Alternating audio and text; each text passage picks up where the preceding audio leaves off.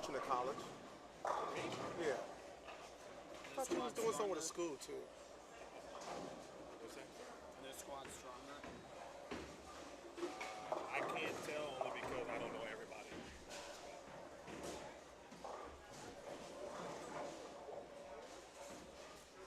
No, I thought you was doing something else too on the side.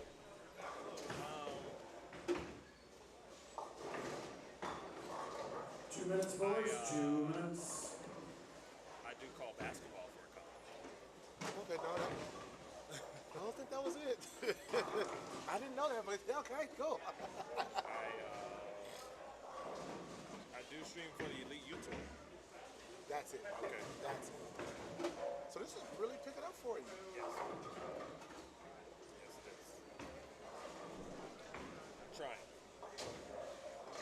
We all start somewhere. You gotta do what you gotta do and work with the people who want to work with you. No, I'm gonna watch Clemson for no, absolutely. I mean, well, that's how you start your network.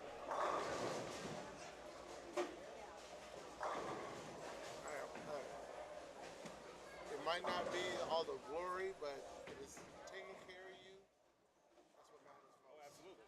That's the most important. You know, that's all that matters. How's the bonus? I don't want to.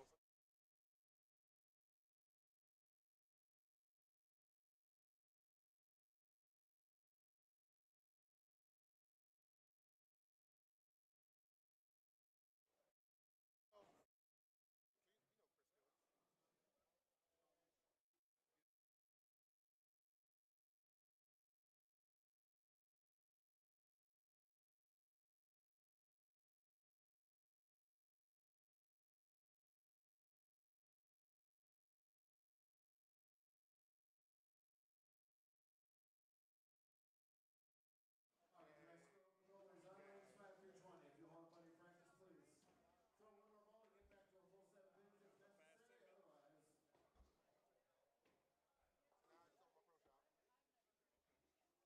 You want to sit in for a game or something? No. I'm just focused, man.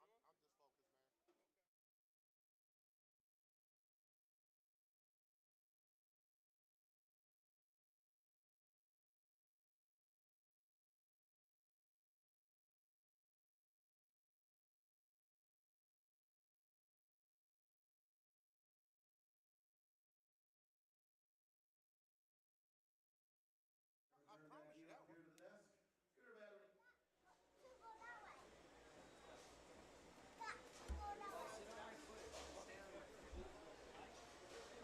Gooder battery all back in after game 8. On behalf of Steve, myself, and the whole career, Tenpins More, have a great weekend with us. Everybody's floating around to help make sure that happens. Let us know how we can help. So you can get there via YouTube. Other than that, the color guards are coming on your screens. One day in theory, you can hear it. And I've got a link to where to get to it. That's what it was last year, but Yes. he couldn't remember, and I was like, man, he goes, I can't find it. I was like, you didn't really look.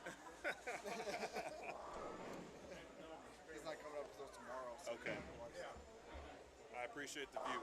Yeah, always. Thank you. Appreciate you doing it. Thank you. That's the real key. It doesn't happen without you anyway.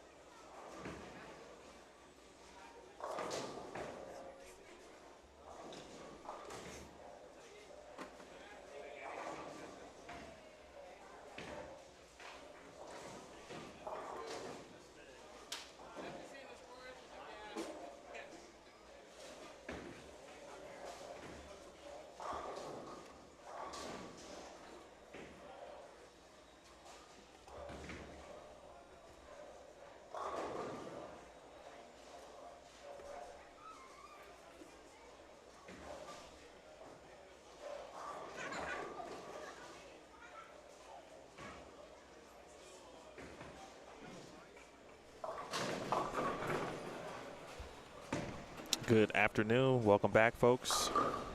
Back with you here, Squad 2. Now on the lanes.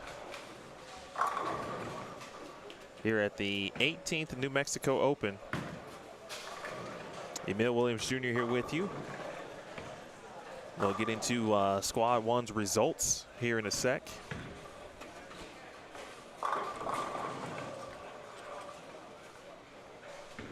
But really all you need to know for that, honestly, is just from the leadership perspective, or the leader, J.D. Nance at plus 161. It's going to be good enough for the top 32. Just going to go ahead and go out on a limb and say that.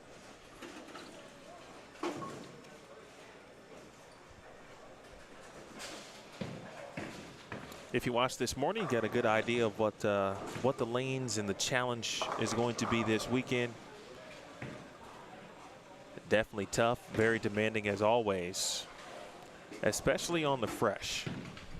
As the block went on, you started to see the lanes develop a little bit.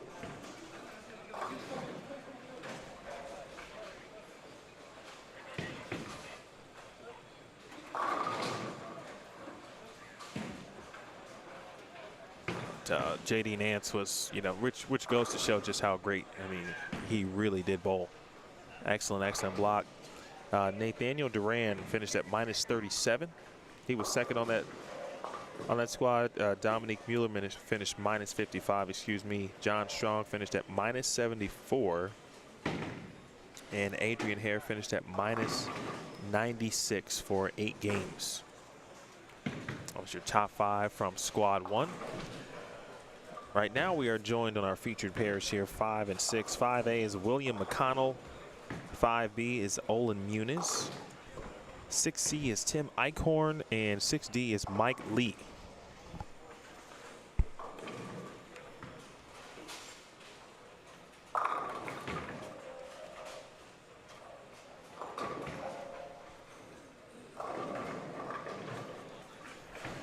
Left lane moves left, right lane moves right. So if you start on the left lane, you're going to move left all day, 1 pair to your left. If you start on the right lane, you're going to move right, essentially odds and evens. You're going to move right 1 pair all day.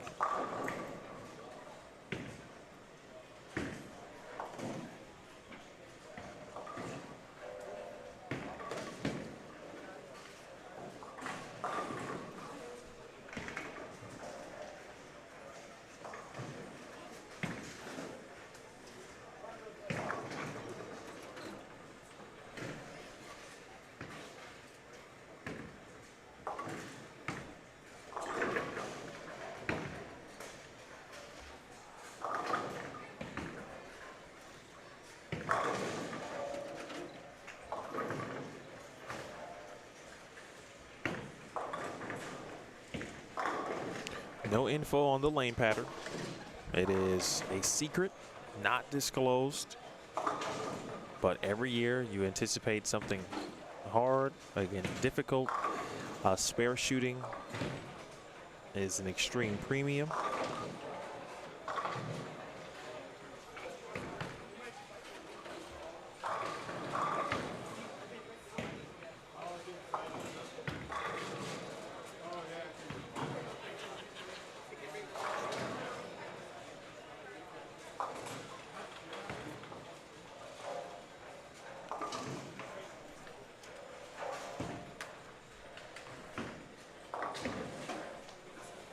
See what my guy Mike Lee does here.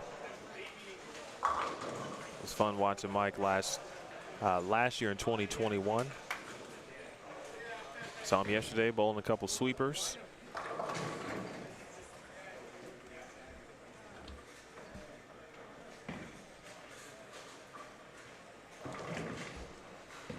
Diego, every now and then I'm almost right at something.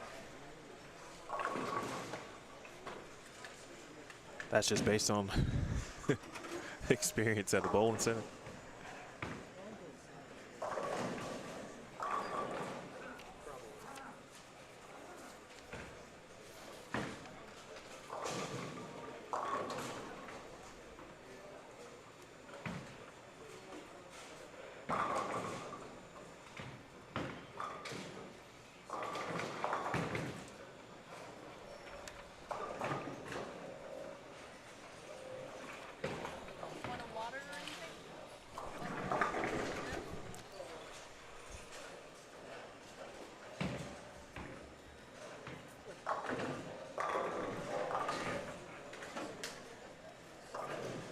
Jer Bear, 300. Appreciate you tuning in.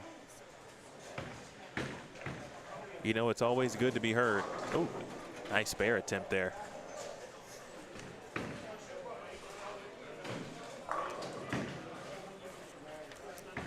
Brad DeTomaso, 7-8, or 7A, excuse me. Clinton Watkins is 7B. Santiago Chavez is 8C, and Steven Schultz is 8D. That's who we're watching now on 5, 6, 7, and 8. Other notables in this squad, Billy Ginch, who led the second squad, if I recall correctly, last year. It was either squad 2 or squad 3, but he led them. He bowled in the evening. So I think it was squad 2. But he is bowling in this squad. Steve Klumpkin is bowling in this squad. Steve, of course, part of the R&D squad at Storm. A long-time member of Team Storm from both, obviously, the equipment perspective and what he does in creation of bowling balls. Former Wichita State bowler and alum. He's made the Masters show a couple times. He is bowling in this squad. Steve Novak is also bowling in this squad. Well, just a couple of notables, along with Karen Barkle, who is always a player at local, state, and national events as well. Think about the Senior Queens, for example. She too is bowling.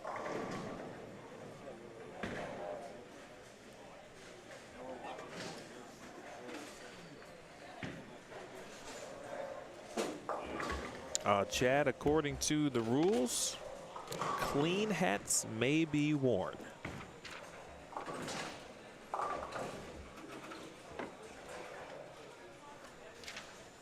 And Mike Lee technically wearing a visor, so he doesn't even have a rule.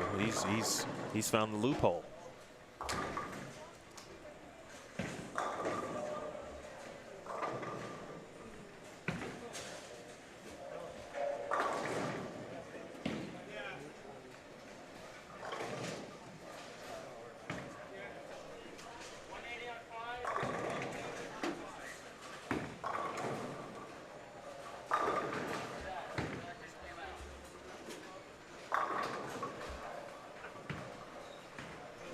Appreciate you, Jeff.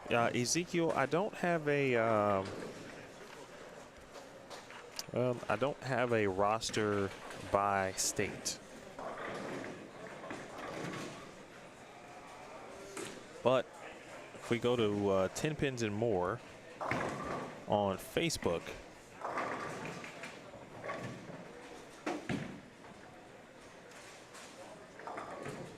scroll down and you will see the squad assignments. You'll be able to see who is bowling on which squad and from what state.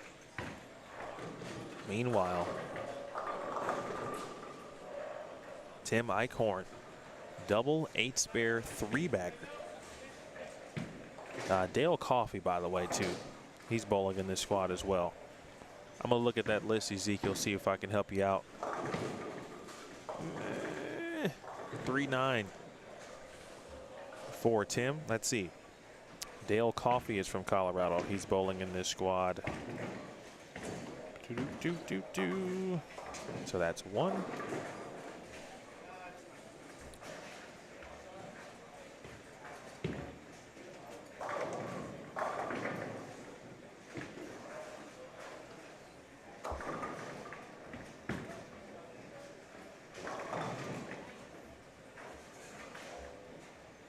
Looks like, let's see, we've got 3 so far, 3 bowlers from Colorado bowling in this squad.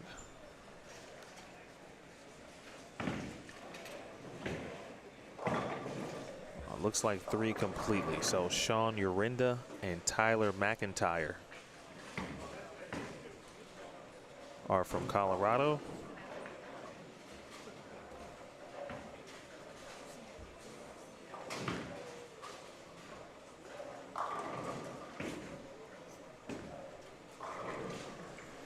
and Dale Coffey. So those are the three that I did a quick sweep of the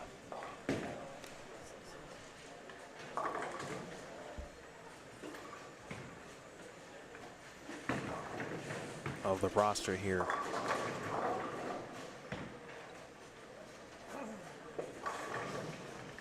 I'm going to drop that link for you so you can get to it in an easier fashion. Here it is. For Ezekiel and anyone else for that matter. Squad assignments courtesy of the Tenpins and More Facebook page.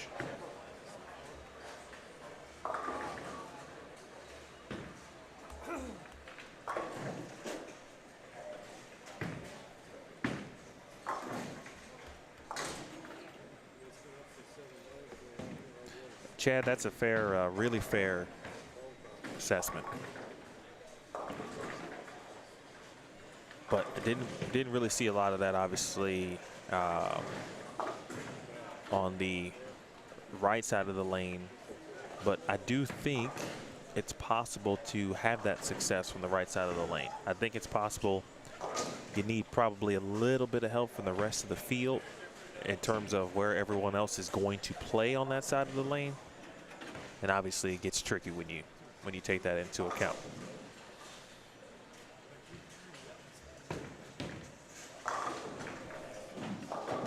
But there's definitely some, you know, and I say definitely because I saw what I saw last night, and I saw a little bit of it this morning, but not a lot.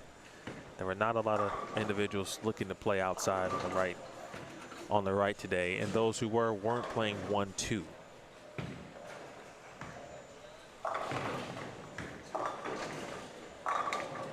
You couldn't really play left early because then you'd be really thinking about missing the head pin right, and that's certainly not what you want to do.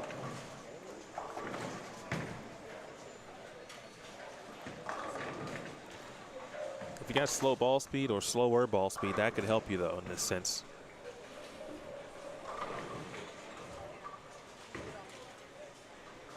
Seeing some strikes down on looks like 15 and 16. We did have a couple of individuals have the front eight later in the block this morning. Nathaniel Duran and Sean O'Mara. In fact, specifically, Nathaniel had the front eight in game 6. Sean had the front eight in game 7.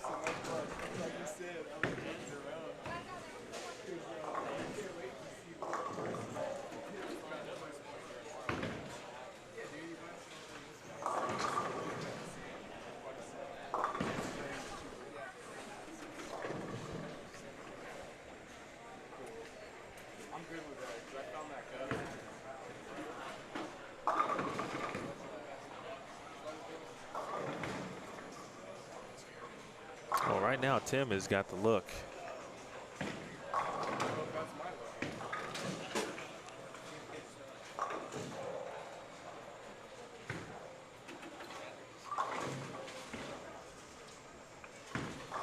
I'll be interested to see how Billy attacks these lanes. Billy Ginch, I mentioned he led a squad last year.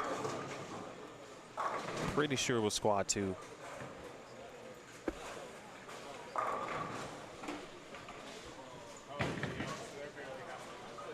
But I talked to him earlier. He watched a little bit of squad 1. Billy is also left-handed, so got a nice blueprint on you know, what JD Nance did this morning. I tell you, I watched. I didn't see JD Nance bowl last night. I did watch a little bit of Jacob Buttriff, and he had a similar look that JD Nance had.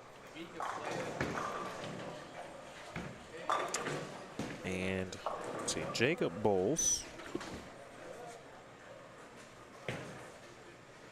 Those of you who might be curious, Jacob Buttriff bowls.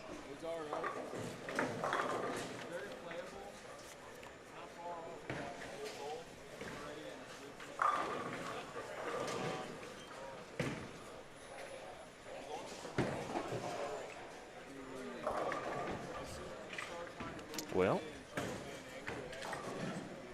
I had a squad pairings list at some point. And I don't know what I did with it. I'm going to guess that someone grabbed it, though.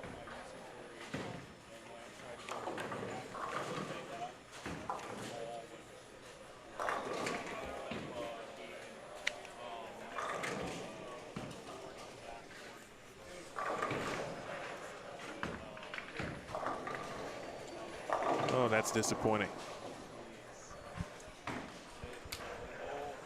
Well, I'll tell you when Jacob Butcher bowls.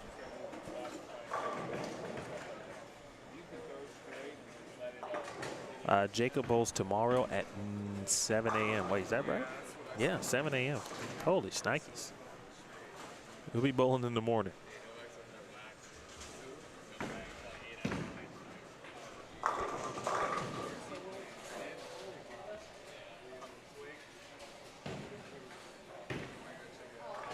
I'm hearing that looks like Steve Novak is off to a good start. Steve is a player.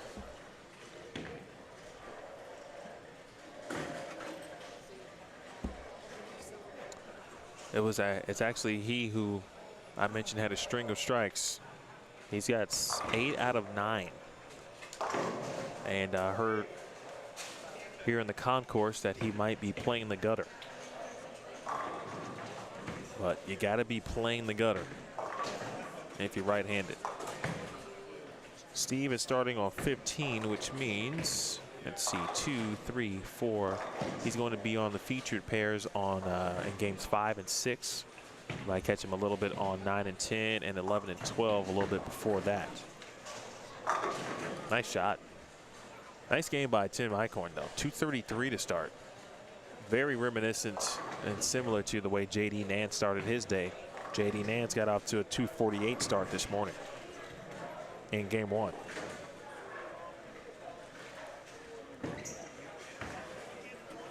Eddie, I appreciate you.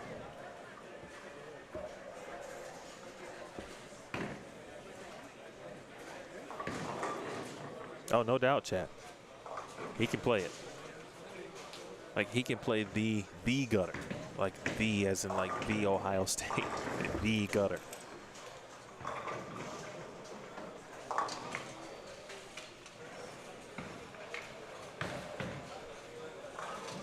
He's going to be up in the 10th frame here in just a second. I'll keep you updated on his 279 out the gate progress.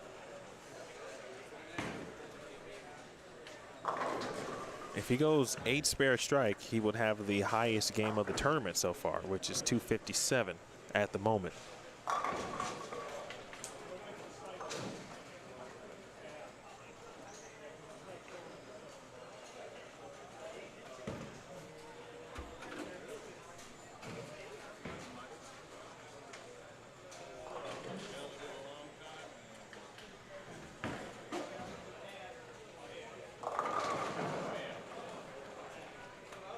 All right, he got the first one, so he's in the 260s.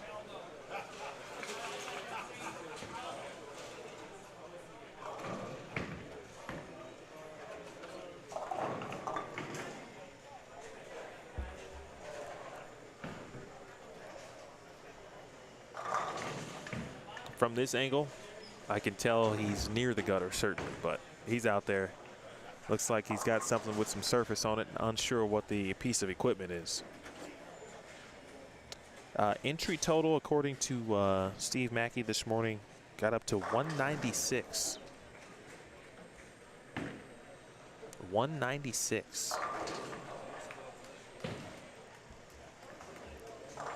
And he said about 20 of those entries came within the last week and some change.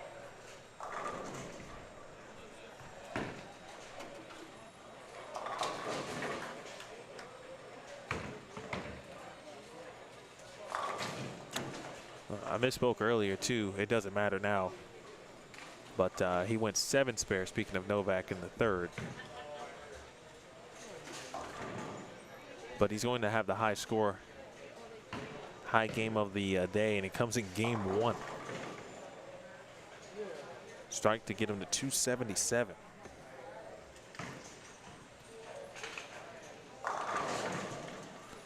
Boy, and he, good Lord. I mean, he buried every single one in the 10th. All right, we're on the Steve Novak watch. Now we all have a focus for the rest of this block. Steven Novak.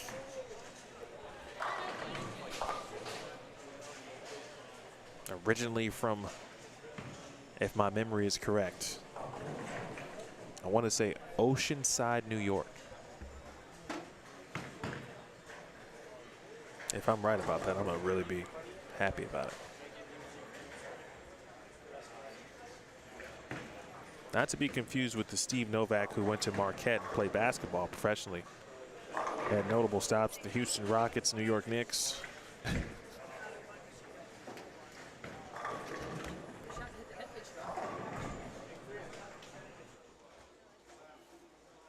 You're playing one, right? You're playing one. Half.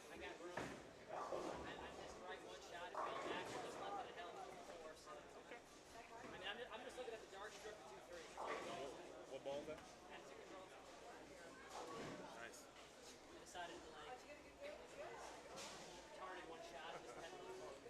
Is that frame 3? Got some intel from Steve. He is playing a 1-2-3. And he said he has room, folks. Steve Novak said he's got room, and he's playing 1-2-3. Did something wild in the 3rd frame and missed the head pin for his 7-count spare. He's throwing in attitude control. For those of you scoring at home. So Steve Novak, 277 to start game 1, squad 2. Tim Eichhorn, 233 to start game 1. We just saw that one on 5 and 6.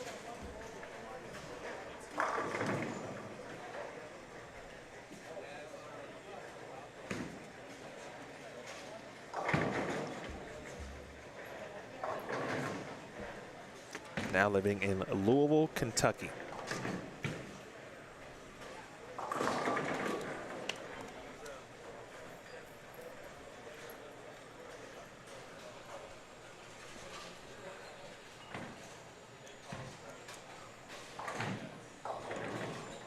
Had Steve Mackey on earlier today, and he will be on throughout the broadcast all weekend. Jim Tillery will join us a little bit at some point tomorrow as well. Appreciated Jim and his help last year. He's able to hold it down a little bit, he and Steve.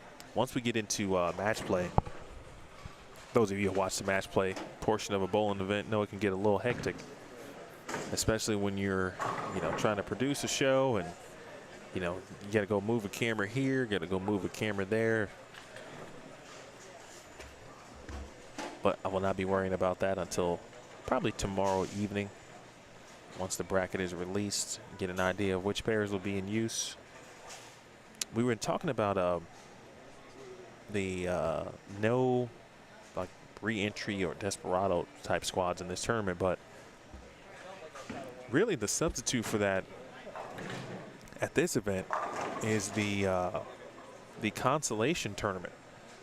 So if you don't make the top 32, there's a separate tournament that happens down on the high end. They save a few lanes for that. And I don't know what the prize fund is or any of that, but if you don't make it, you can have an opportunity, or do have an opportunity, to bowl on Sunday and still walk away with a little money. Nice shot. Mike Lee.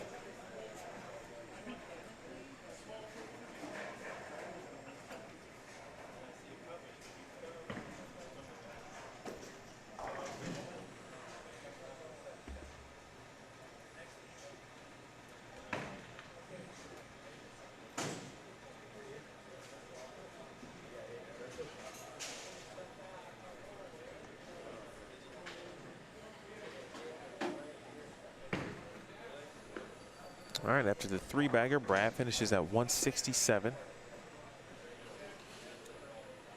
Of course, not everyone bowled as fast as the folks on Steve Novak's pair. No one struck that much except him.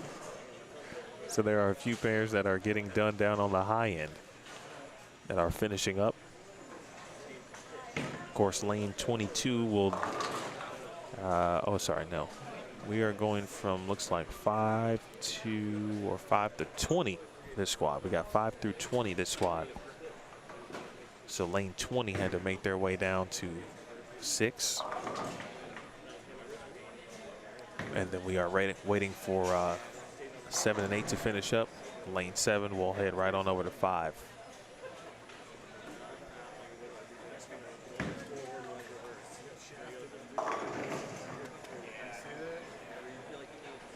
Not a bad game. I'll take 187 on this. I would take actually what Steven Schultz just did there.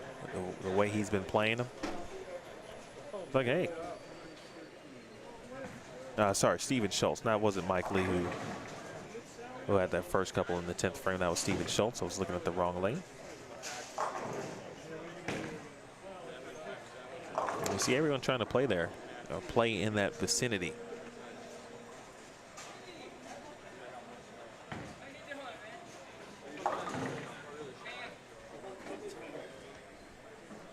All right, now officially we are into game 2.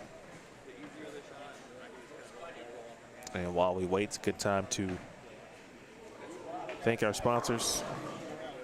I mentioned them before, but let's mention them every opportunity that we get, because a lot of those things we've been talking about, prize funds, etc., would be possible without those like Pabst Blue Ribbon, Petrie, New Mexico, who will be offering a 2022 Kia Rio to any competitor in the stepladder finals, the top 4 who shoots a 300 game. They would win a Kia Rio. Principal donated some additional prize money,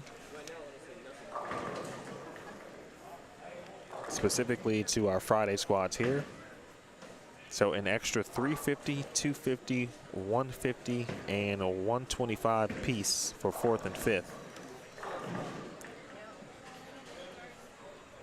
Big thanks to Principal for that. Again, if you bowl today's squads, the squad leaders get an additional 350 courtesy of Principal. If you're second on the squad, you get 250. Third, you get 150, and 4th and 5th, 125. So if you bowl today, finish in the top 5, you're guaranteed at least $125, despite where you end up finishing in the overall tournament. And Shamrock Foods donating a couple of items for the players to get nourished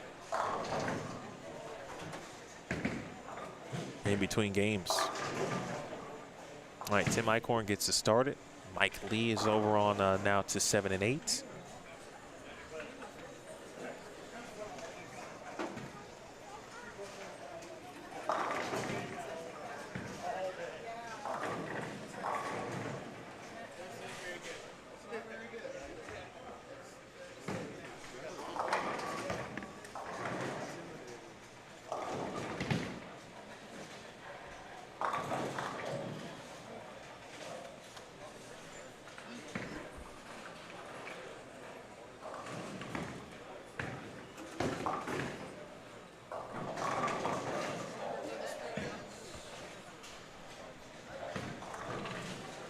Steve Klumpkin has joined us from, now he's on 5 and 6.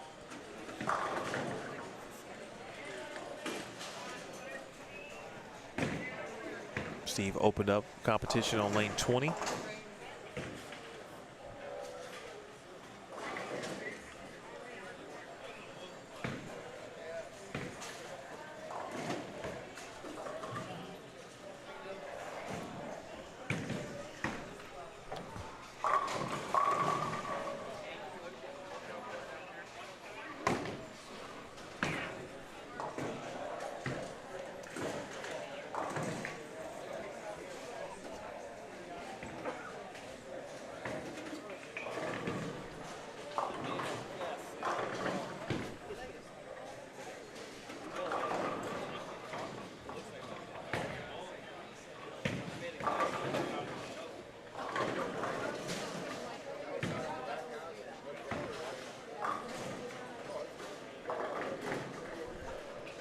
Darren Calvert. We got Sean Urinda, one of the players from Colorado we talked about. Sean's on the right.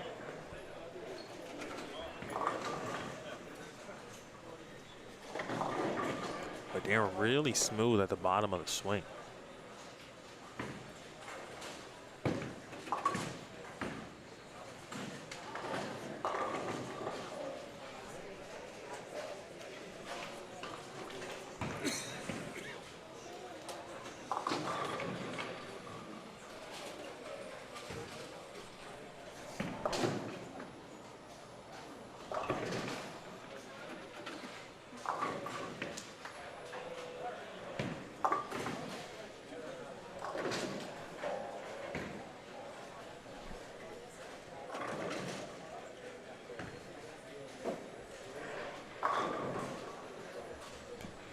Frank Dutton about to step up on 6. First time we will see him, or second time, excuse me, we'll see him on the featured pairs here.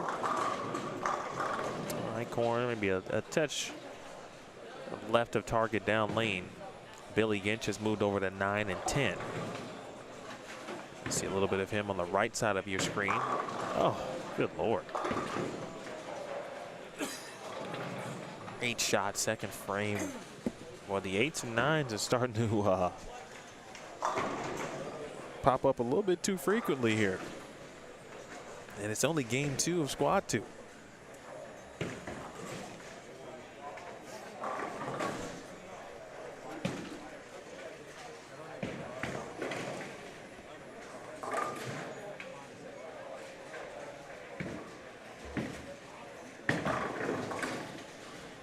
If you are watching, I appreciate it. Make sure you hit the thumbs up. Subscribe if you haven't already to Bowlstream TV. This is the first 10K or more event. First of 2 that Bowlstream TV will be covering. Of course, this one is 12K. And then the CBE 10K Cactus Classic will be taking place September 9th through the 11th. And Bowlstream TV will be on hand to bring you that coverage as well. Shout out to Theo and CBE.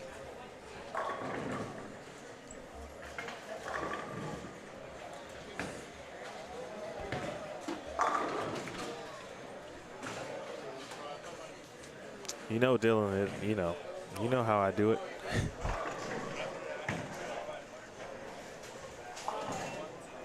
I feel like there's only one person in the world who calls bowling and doesn't provide any jinxes, right?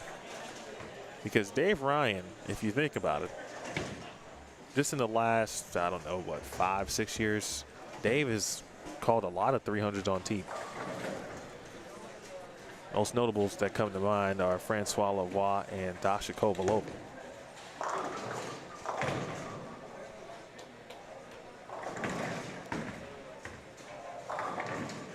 Nice shot there, Mr. Lee.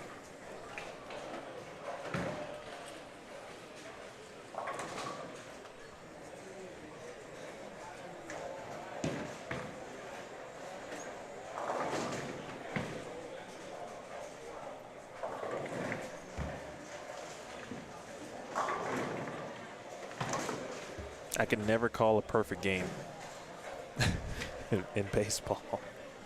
In baseball, I'm speaking of. Because I just wouldn't get there because I would somehow jinx them. There's Steve Plumpkin. Steve playing outside. Not 1-2, but that one looked to be like 4-5-ish. Take a look at the ball return, and looks like a pitch black, I think.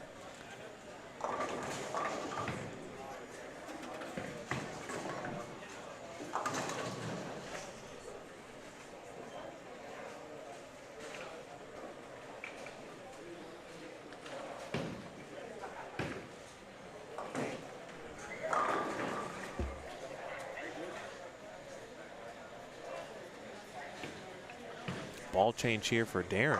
Oh, that's a beauty. So he was throwing something that looked like a Zen, and it was a Zen. He just took it off the rack down in front of us. And something that that definitely had a little bit more mid-lane roll to it at least. That's in maybe because of the lane shine or polish or whatnot. Going a little bit too long.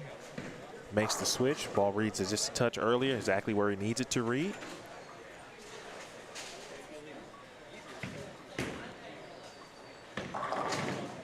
He made that one look easy.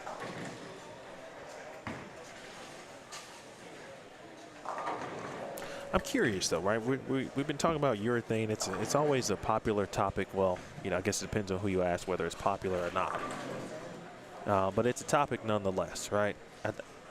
It always seems to me like I feel like we're at a point where, okay, we know that urethane is going to be in play, you know, almost at every tournament you go to. You just figure out either A, how it negatively or positively affects your game, right? Whether you're throwing urethane or you've got to, you know, figure out which lanes, which pairs have had urethane thrown on it, whatever the case may be. But I just want to know, for those of you who have thrown urethane in your lifetime, nice shot, Mr. Dutton, what's your favorite urethane ball of all time? And that means yes, you need to go back to the previous generations. For some of you, I imagine for those of you watching right now, you get a good idea of, you know, urethane back in the day. What's your favorite urethane that you've thrown? It could be something now. That was about 6'7" at the Arrows. So Steve giving it away just a little bit.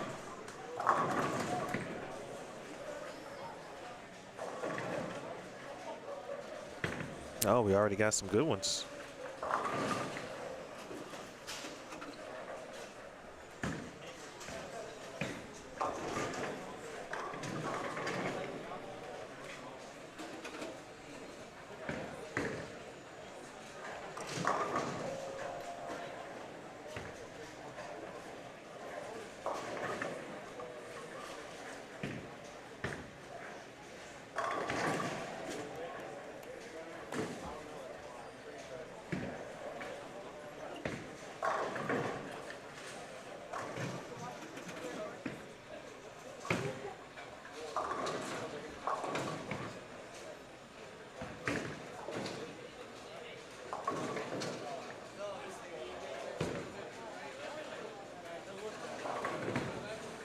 Give it a run, Timmy.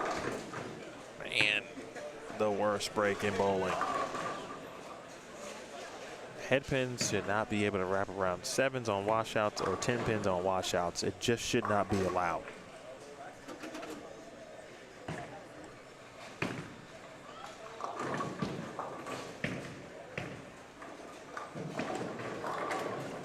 So we got the pitch black. James Jackson says pitch black. Chad says the Badger urethane. We got 2 in for the OG Blue Hammer from Matthew and Jer Bear. James, that is Steve from Storm, yes. Coach K himself.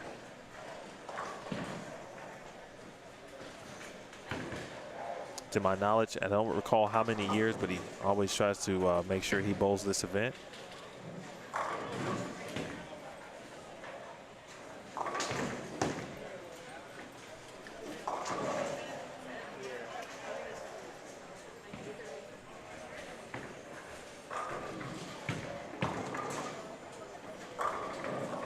Mike said red hammer from the 90s. I would have to go probably any Rhino Pro, but only because I watched my dad throw them a lot.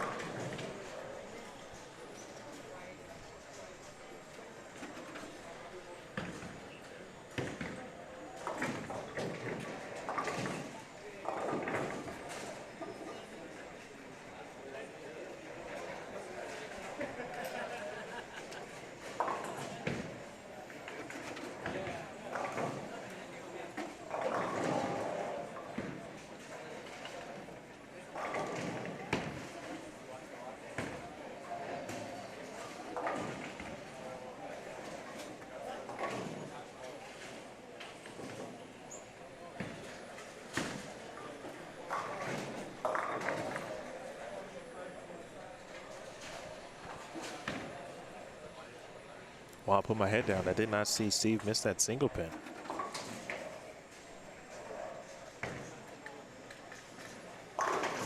And a fast 8 now for Tim.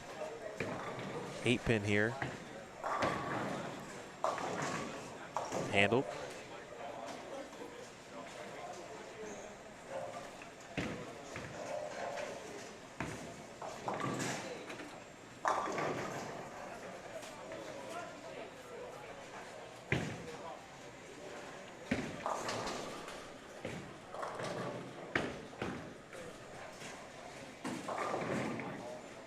Oh, Tony with some knowledge for me. Well, I guess that doesn't count. But I feel like he had them all, so he had to have at least the one that was here.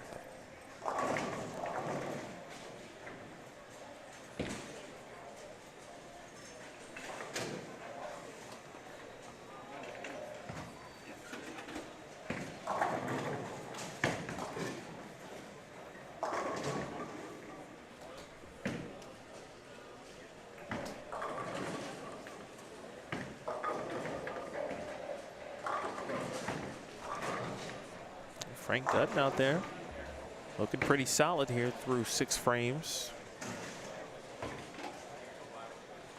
As is Mike Lee.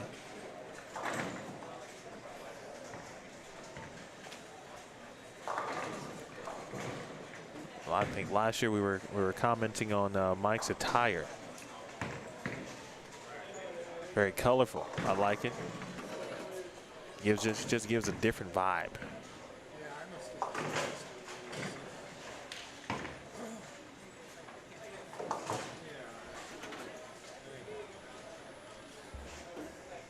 Always supports the tournaments. Bowled a couple sweepers, as I mentioned last night. Hook a little. And 2-pin city again on the left lane.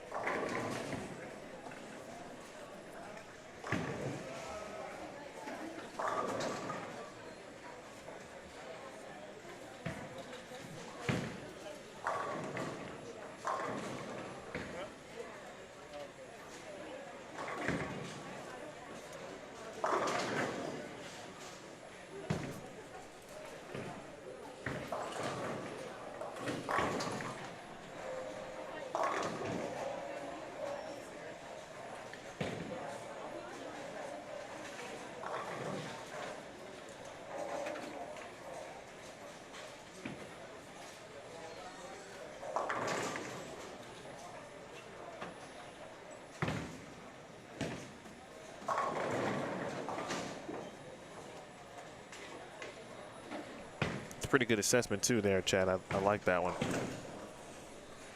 In comparison to Open Championships lane condition or conditions.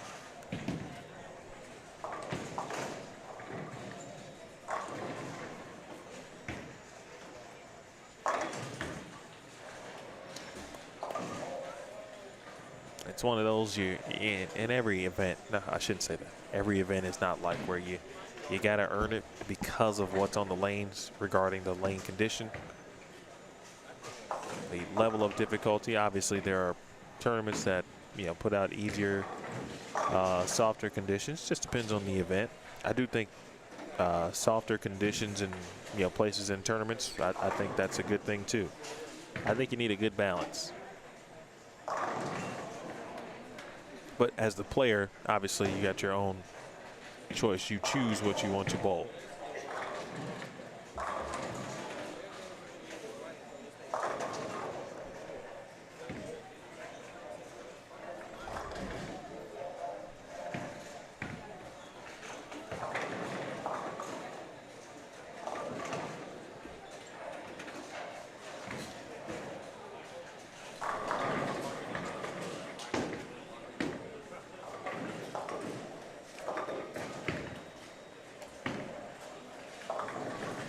See Brad's Urethane hook down lane. I tell you, maybe move a couple boards left, square it up a little bit. Might have a better look to the 1-2, especially with the slower ball speed.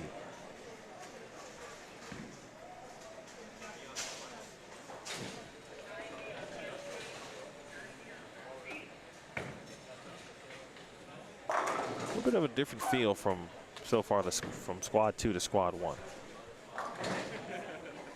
But it also could be similar in the sense, depending on what Steve Novak does this game too. Oh, wow. Not what you're looking for there if you're Steve. Klumpkin, that is.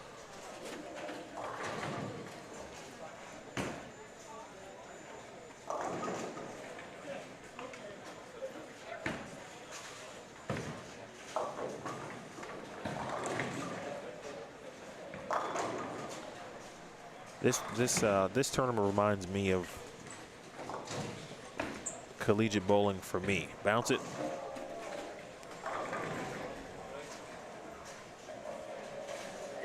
Back in the early to mid 2000s, I should say specifically 03 to 07. Every lane condition from a collegiate bowling perspective seemed to be pretty difficult. Yes, there were some that were a little bit easier than others, but boy, you had to be on top of your spare game. And watching the first 8 games, and obviously watching last year, watching this morning, and it'll be the same throughout the tournament. Difficult.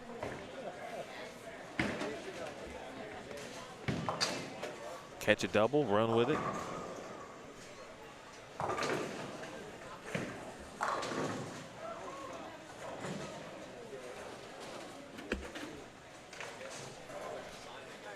Good opportunity still for some scores to be put up on 7 and 8. Eichhorn can get to 221. A tough washout here, but certainly makeable. Darren, he's going to give it a try. Nicely done. That's about as textbook as you can get right there.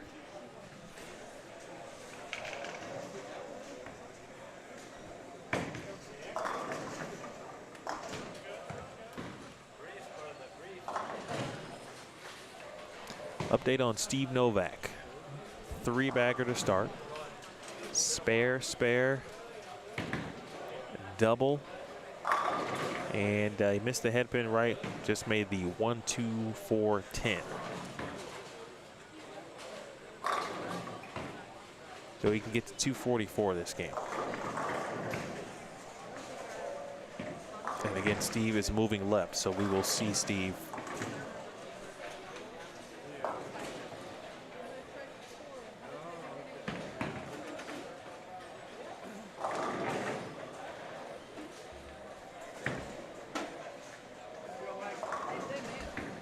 Big double there for Mike. Billy Ginch just got his first strike in the 7th frame. He's on the right of your screen. Chops the 7 out.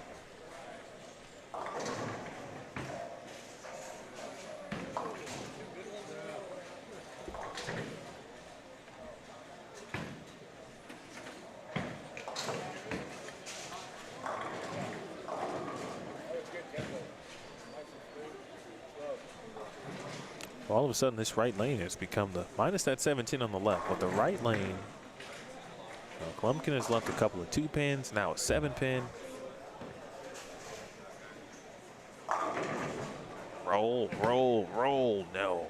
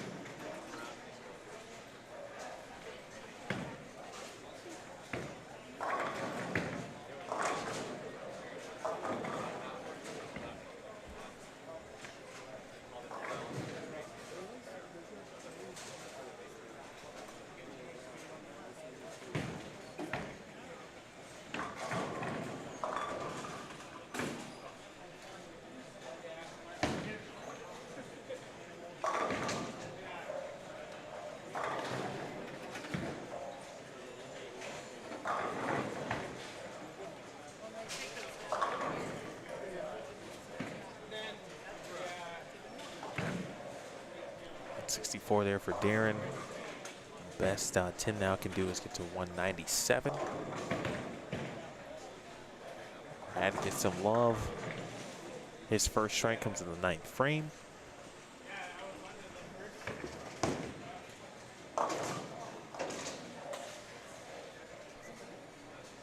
Hello, Deadwood on 6.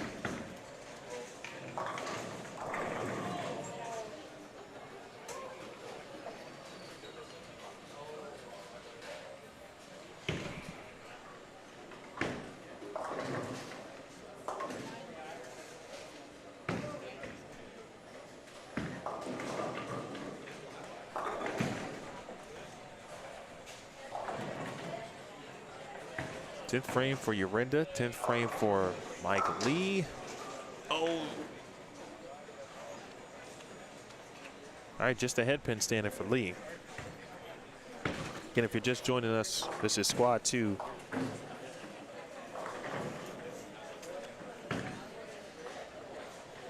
JD Nance led Squad 1 at plus 161. That's going to be plenty to advance to the top 32 for Sunday morning's double elimination match play. He also earned an additional $350 for leading this morning's squad, courtesy of Principal Financial Group. Shout out to Jim Wimple, local rep here.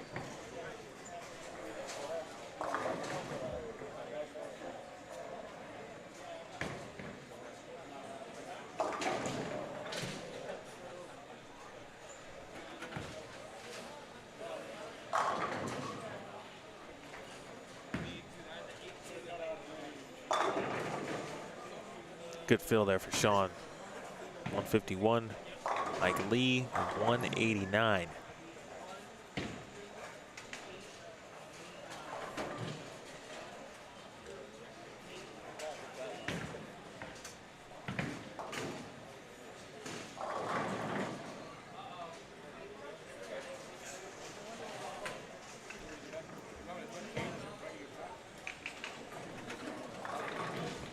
We'll see if Coach K can get to 2-teen here after such a good start. Front 3, missed the 2-pin, then went 2-pin.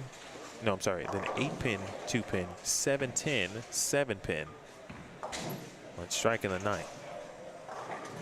He's going to finish on the lane where he's left the most 2-pins. A couple 2-pins and a 7-pin on the right lane.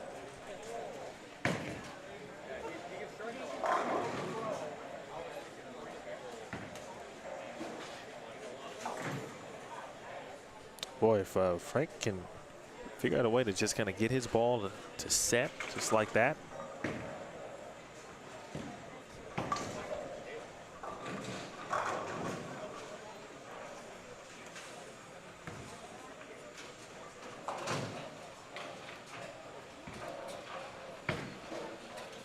Novak shoots 233 game 2 if you're scoring at home. There were 4 people plus after one game here in the squad. Again, Novak's 277, Tim Eichhorn's 233, Tyler McIntyre 202, David McKay 201.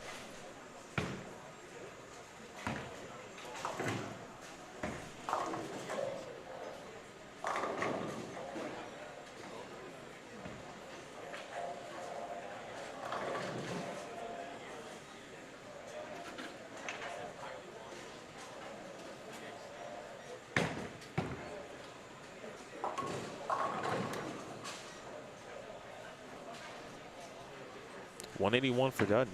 Not a bad game. Once this game is over, I'm going to go ask Jeff Hemer for a new, or go look for the one that I lost. I had copies of each squad and the participants in them, so we can talk about who was bowling on what squad and when, if you had any questions on that. But first, Steve Klumpkin. Next shot coming up here. Got a little closer to the twig. And now a bit of a weak 10 there. I thought that was a better shot.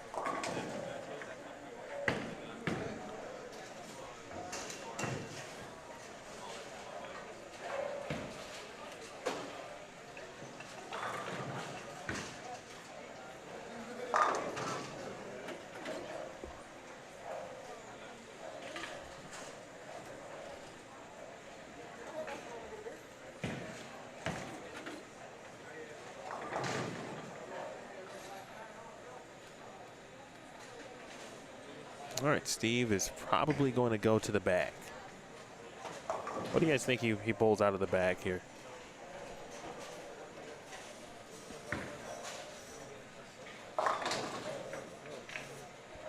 Any guesses? I do see what he's got in the bag, or what he did pull out.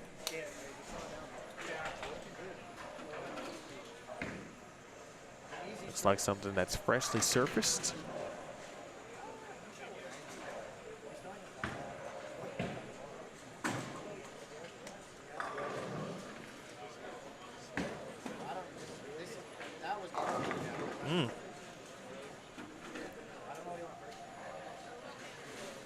Another 2-pin. I tell you, based on my travels and watching bowling at the levels that I've watched it, when you see a lot of 2-pins, like for me, I'm like, okay, now I'd be wondering, like, if I had a topography chart for lane 6, is it leaning towards the right side? Ball just not quite getting up the hill. That looked to be a phase 2, by the way.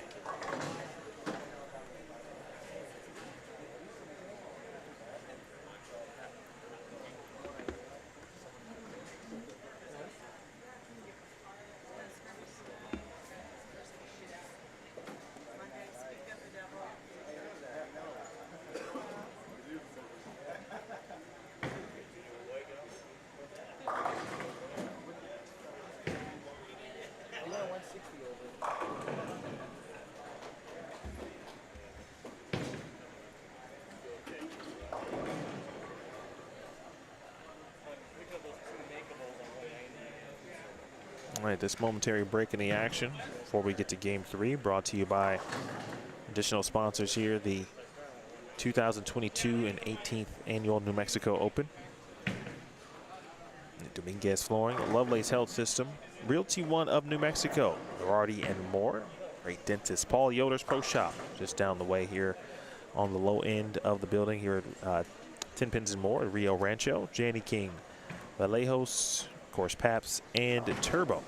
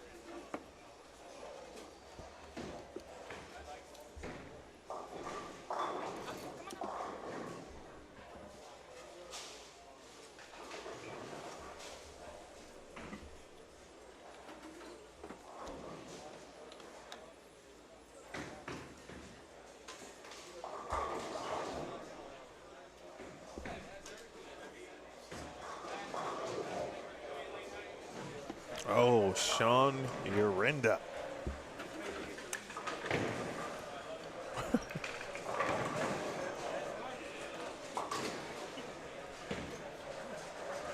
Take that break, young man.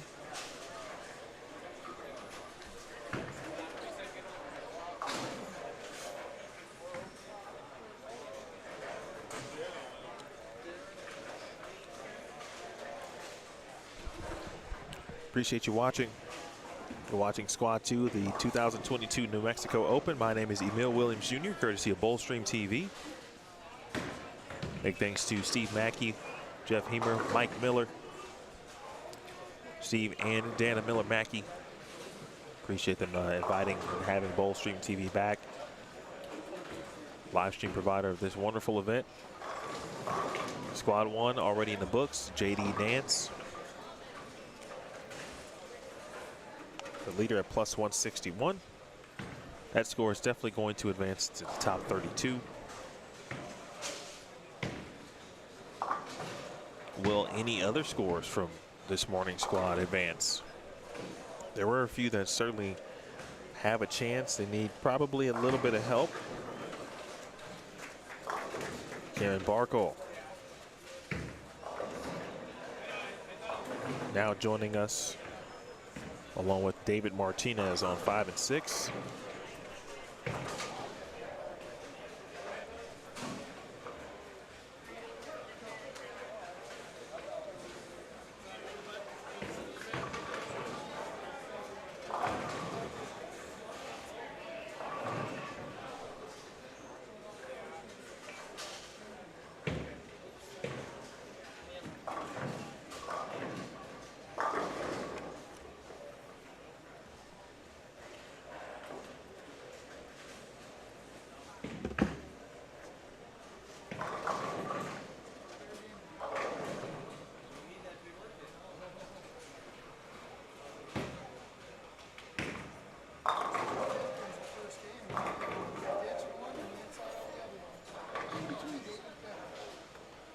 Cristobal Quintana and Billy Ginch joining us now on 7 and 8. Frank Dutton and Steve Klumpkin move over to this pair as well. All right, Urenda here with a double, taking advantage of that break in frame 1. Good comments though here from Keith, mentioning thinking about having Steve or have him chase it right a little bit. Very unusual to say in the modern game, but I think that would be his best option. And Noah said it's open to see Steve pull out either a high road or an IQ tour. Noah, I'm curious your thought process if this was you. What do you love about those particular pieces of equipment that you thought would be best to give a whirl? Appreciate the comments. Make sure you hit the thumbs up. Please subscribe if you haven't already. Upcoming events for Bullstream TV include the CBE 10K Classic, again in Phoenix, September 9th through the 11th. And then we'll stream some of the best youth bowlers around September 30th through October 2nd in Waterloo, Iowa for the Midwest Youth main event. Upcoming events on Bullstream TV.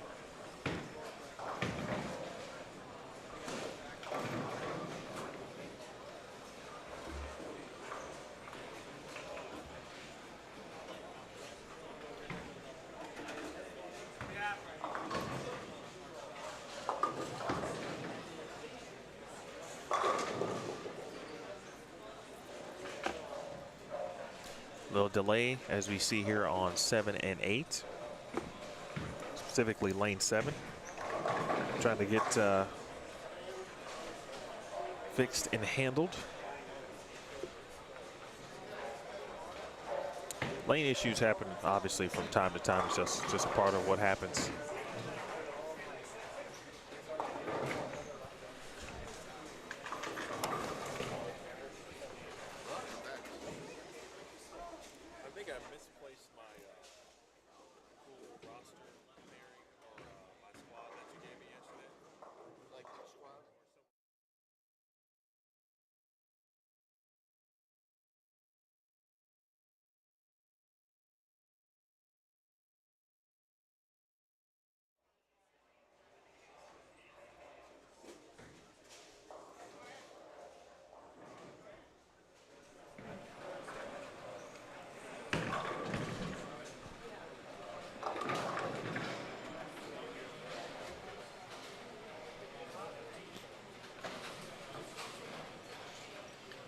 All right, looks like lane 7 is good. What I was going to say was to finish that thought.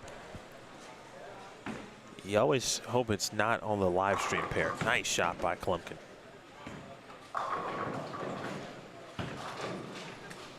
For a number of reasons. One, you know, you never want to make sure or have people think in the wrong terms about the bowling center because things happen.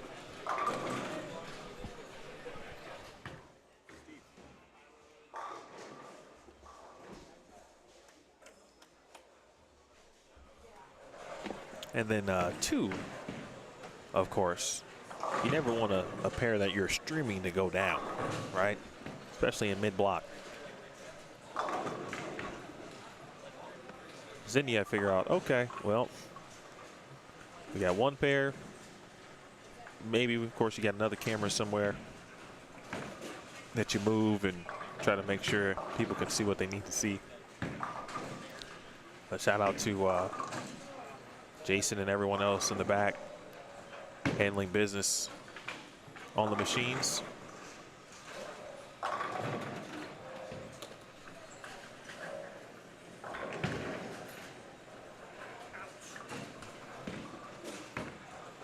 Oh, Sean, how about 4? Oh, come on, Sean.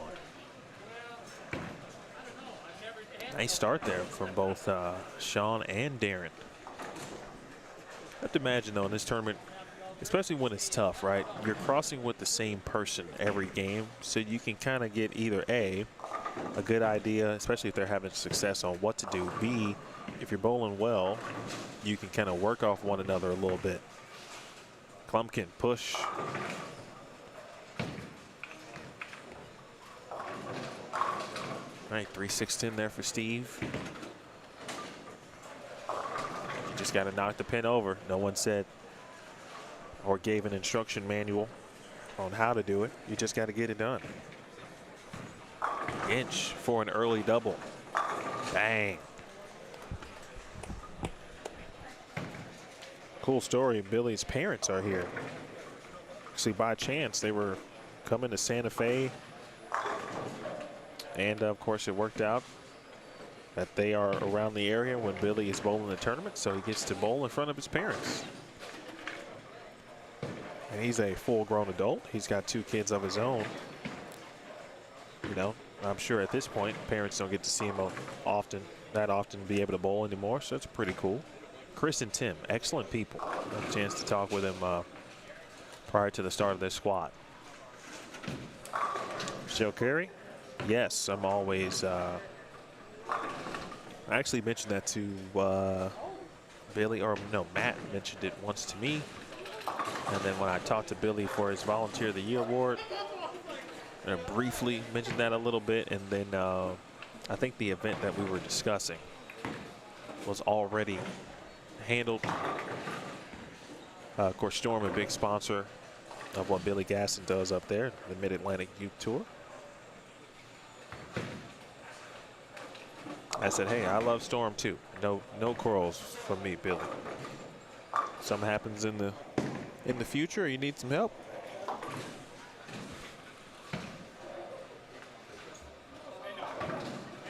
That'd be a good area of the country for me too. I haven't really been there a couple of times. I've seen a couple of Rodmans in that area. Actually, I don't even know if, yeah, I think Delaware is included in that, right? DMV, Delaware, Maryland, Virginia. Is that what that stands for?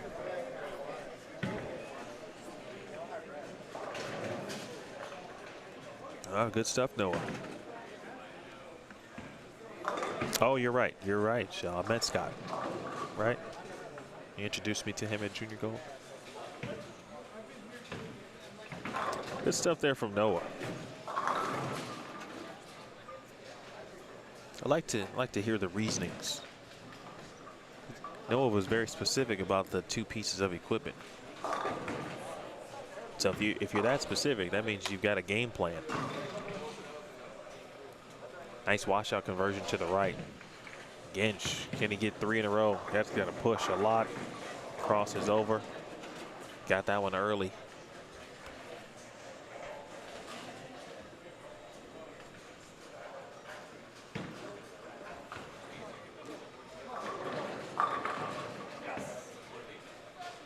DC, Maryland, Virginia. Always room for learning. By the way, folks, you know, just throwing this out there, but if you're a reader, an avid reader, maybe even a casual reader, but a good book never hurts you. Michelle Carey here, who is in the chat, is an author of multiple books. And I think she's got a new one that's recently either just released or will soon release.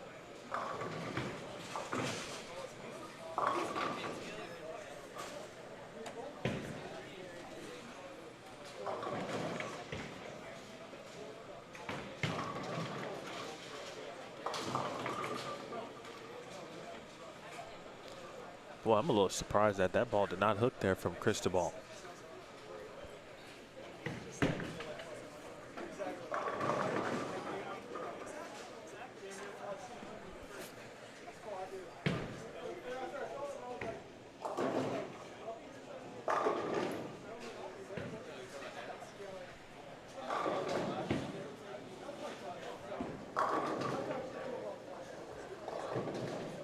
Coming up on 4 p.m. Mountain Time.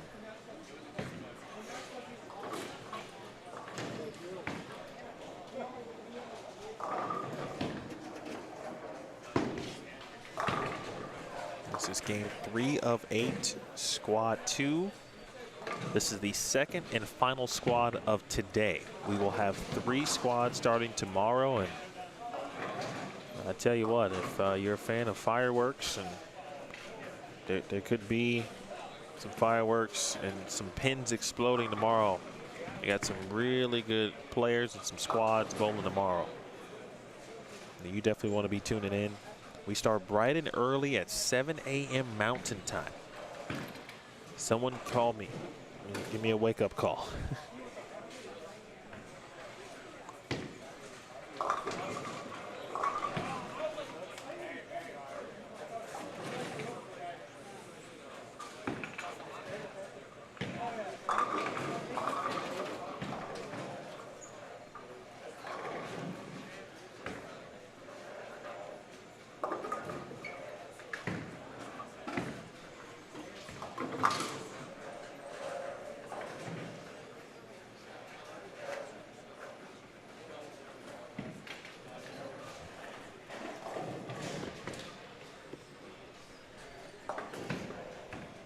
All right, we got scores after 2, courtesy of Jeff Hemer.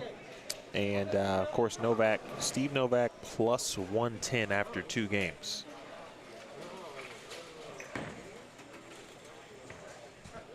He's gone 277, 233.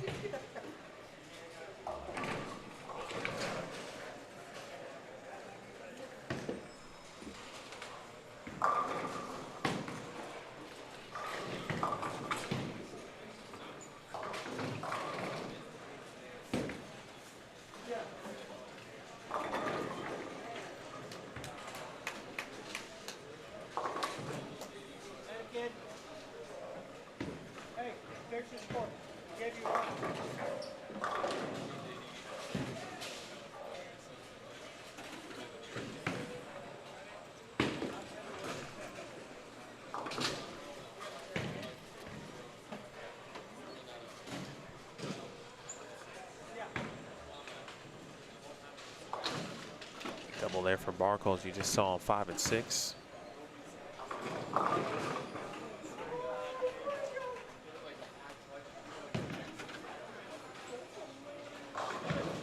Three, 5, 6 here for Gensch. Pumpkin up next. Oh, Darren. Ah. So Novak at plus 110. Eichhorn is second at plus 18. Tyler McIntyre is third at plus 7. Cody Hansen right now fourth and even. Plumpkin doubles up. He is fifth at minus 20. Steven Schultz is sixth at minus 34. David McKay is seventh at minus 35. Carl Chavez is eighth at minus 36. Christopher Sanders is ninth at minus 37. And Billy Gensch 10th at minus 38. Hard way for Darren. Oh, it might get there.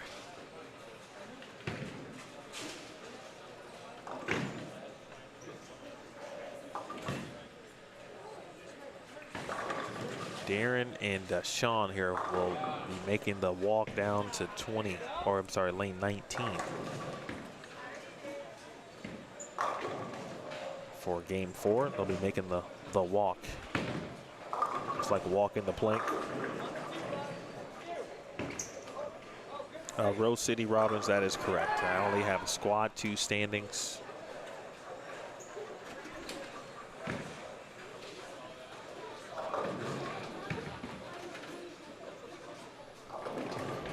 To put it in perspective for you, though, it'll get a little tougher for tomorrow. Jeff will be trying to update things game by game as we get closer to the end of qualifying tomorrow evening or afternoon into the evening. But JD Nance is the overall leader at plus 161. Novak currently would be second at plus 110. And then at the moment, Tim Eichhorn and Tyler McIntyre, along with Cody Hansen, would be 3rd, 4th, and 5th, respectively. And apparently, if you're looking for a dating site, they can take care of you here on the good old YouTube.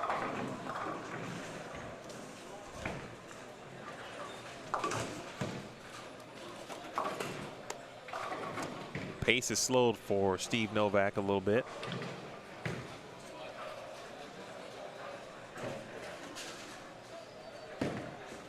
Guerin for 3 in a row. A really good 10-pin there on a really good shot.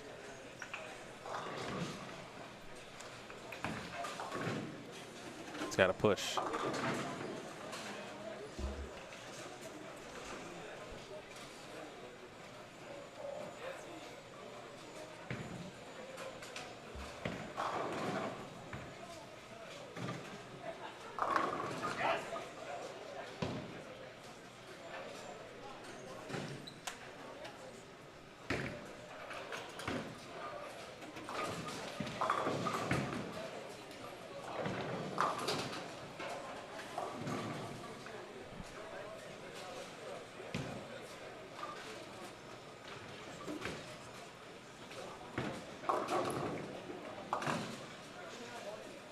It's pretty straight through the fronts.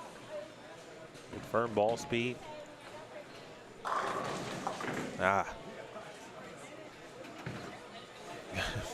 Quintana says that's twice he's done that.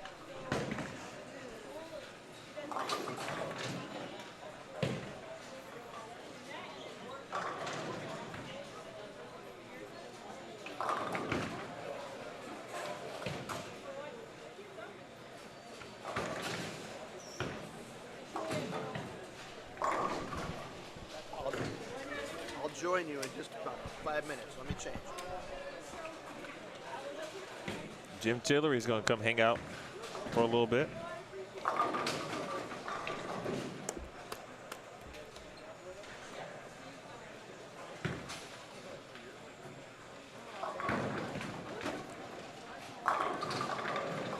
Jim bowled this morning, so we will get kind of first-hand account of what this lane condition was like, what it was like to compete on. Jim, no stranger to this event, knows what to expect every year. The top senior players around. David, great question. We do not know and will not know. Pattern is not disclosed. It never is for this event.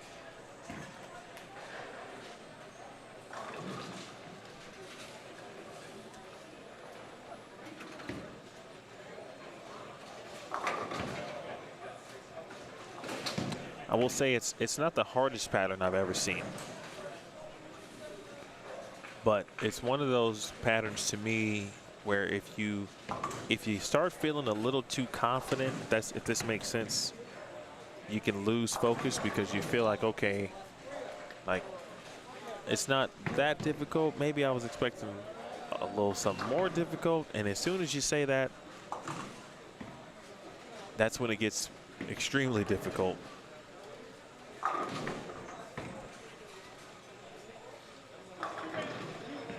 we mentioned a little bit earlier, and Chad gave a great assessment. I don't recall what he said, but I think he said it was somewhere, his thoughts were 37 to 41-ish feet. I would say it's definitely a medium length type pattern, closer to that.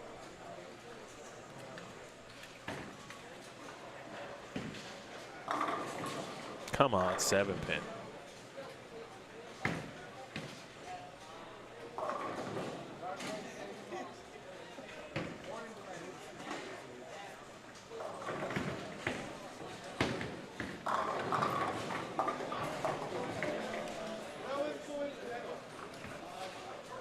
Middle of the lane definitely is flat. It seems to kind of force you to the outside portion of the lane.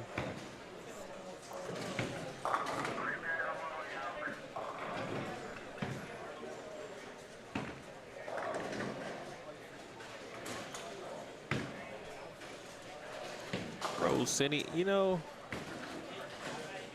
it's hard to say without seeing one of the squads tomorrow. Like if Squad 3, and just because Squad 3 has got, let's just go over who's in Squad 3, right? It's a full squad.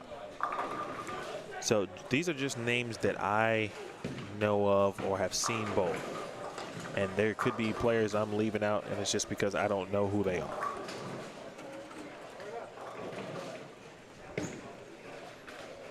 But Tyler Albrecht was in the chat earlier. Jacob Buttriff, Andrew Kane, AJ Chapman, David Sirigliano, Brett Cooper. We could almost stop right there. Like, you wouldn't want to face that 5-player team in most tournaments. A lot of titles and 300s and 800s and Eagles just within those 5 players right there. And then Emily Eckhoff is bowling that squad. Keith Dahmer, I don't know why I know that name, but I know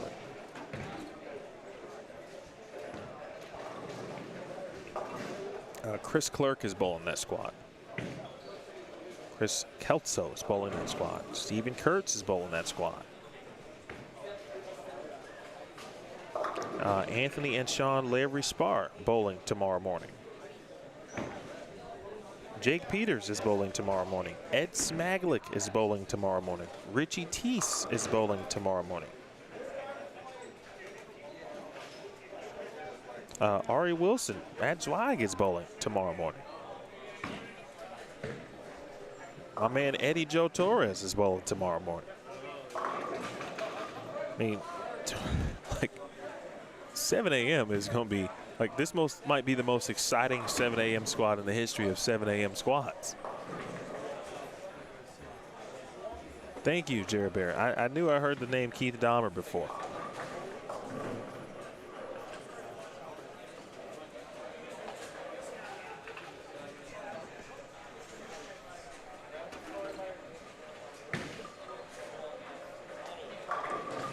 For that matter, let's just read the entire list just in case I miss something or miss someone and don't give them their proper respect simply because I don't know them. So, from 1 through 44, Squad 3. Apologies for any mispronunciations. Adam Abeda, Tyler Albrecht, Chris Brunick, Dwight Burns, Jacob Buttriff, Andrew Kane, AJ Chapman, David Sirigliano, Brett Cooper, Melissa Danks, Keith Dahmer, Emily Eckhoff, Justin Espinosa, Jeffrey Flores Jr., Keith Fong, Josh Hirschman, Ryan Howard, Timothy Jacob, Kevin Jenkins, John Johnson, Chris Clerk, Chris Kelso, Stephen Kurtz, Anthony Lavery Spar, Sean Lavery Spar, Chris Lawson, Robert Marion, Chris Mays, Hunter Mays, Justin Perez, Richard Herkovich, Ginch was looking for 3 in a row. Jake Peters, Gregory, it's either Ryle or Rail, Isaac Rose, Aiden Ruiz Jimenez, Ed Smaglik, Richie Teese, Edward Thorman, Eddie Joe Torres, Matthew Tran, Brian Van Sickle, I remember him from last year, I think, Ari Wilson, Bill Wood, Matt Zweig. That's just squad 3.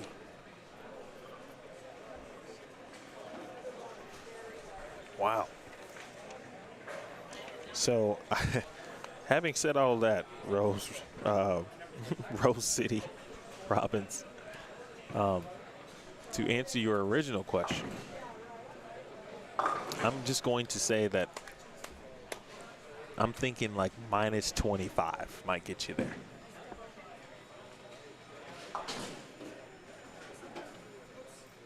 But, I mean, I'm expecting, you know, just half of the people I just named could go plus tomorrow.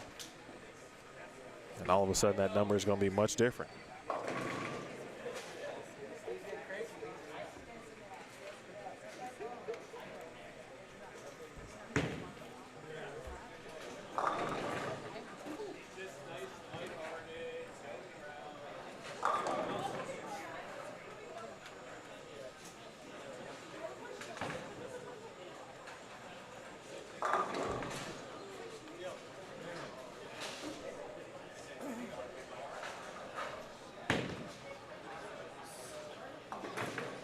So, folks, honestly, you know, normally I wouldn't be the person to ever tell you to, hey, why don't you come hang out at 7 a.m. All right, because that's not my style. I'm not a morning person, but I'll be here. But if you don't have anything going on tomorrow morning, maybe you know you get up, get yourself some breakfast, some coffee, maybe some tea, whatever you prefer. Feel free. I would encourage you. I mean, I'm gonna encourage you all the time to watch Bowl Stream TV. Please subscribe if you haven't. But watch Bowl Stream TV tomorrow. All day. We can get into squad 4 here in just a second after this 10th frame is complete. Shout out to Theo is right, Chair Bear.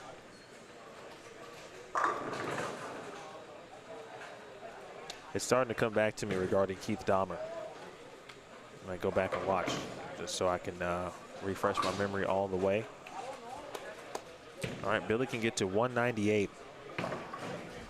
And at the moment, through 3 games, that would be his highest game. But so 195, 167. Strike would get him to 198. Pumpkin already with 1 in the 10th. One more, be 3 in a row, and he would find himself in the 220s. Pitch black. Bang. Lights out. Is that a bowling ball name? Storm. Pitch black, lights out. I mean, that seems like a good combo. 194 for Ginch officially. Lights out seems like it already happened, though. That's one of those, like, that's just a guaranteed name for a bowling ball.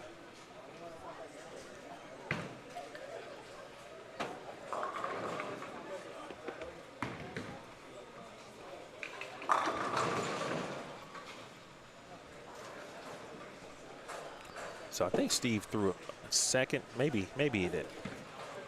But I thought he threw a second pitch black there on the fill. 226 for Steve.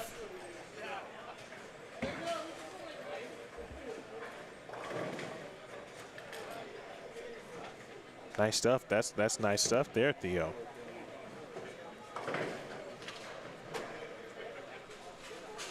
It makes a lot of sense too. Dylan,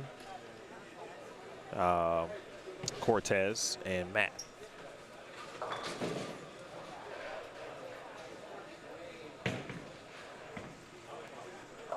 Phoenix is the new spot. Well, it's probably always was a spot. People like me who are from the Midwest are just catching on.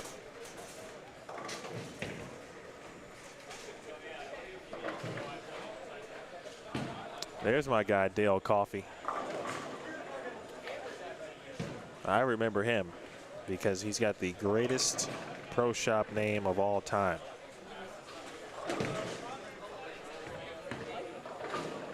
If anyone knows what it is, feel free to drop it in the comments.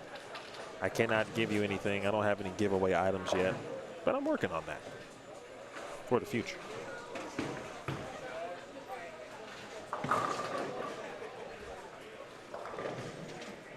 Game 4.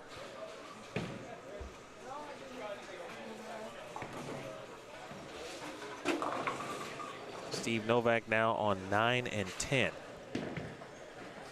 We will see Steve next in game 5.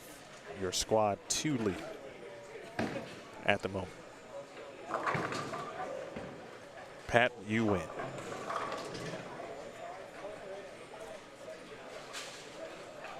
Can't have a better pro shop name than that. And with all due respect, there's a lot of great pro shop names and pro shop operators, but you can't beat the coffee shop.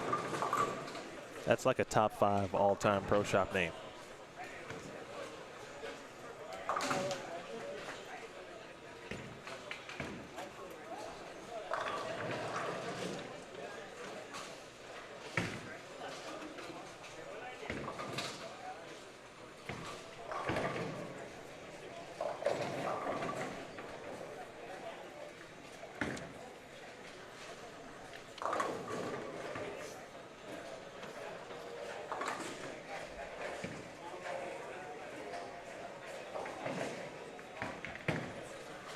Like the coffee shop is so good, that would be a puzzle on Wheel of Fortune.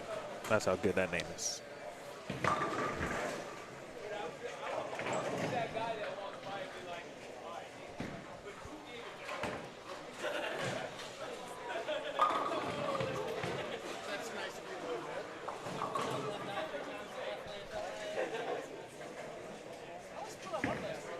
David McKay joining Dale Coffee here on 7 and 8.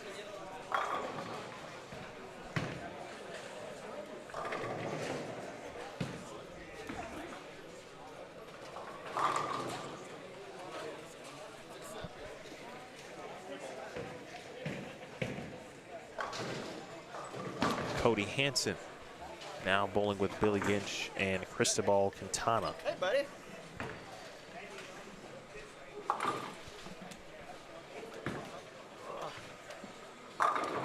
Good opening shot there for Billy. Trying to get something started here. It's about halfway home.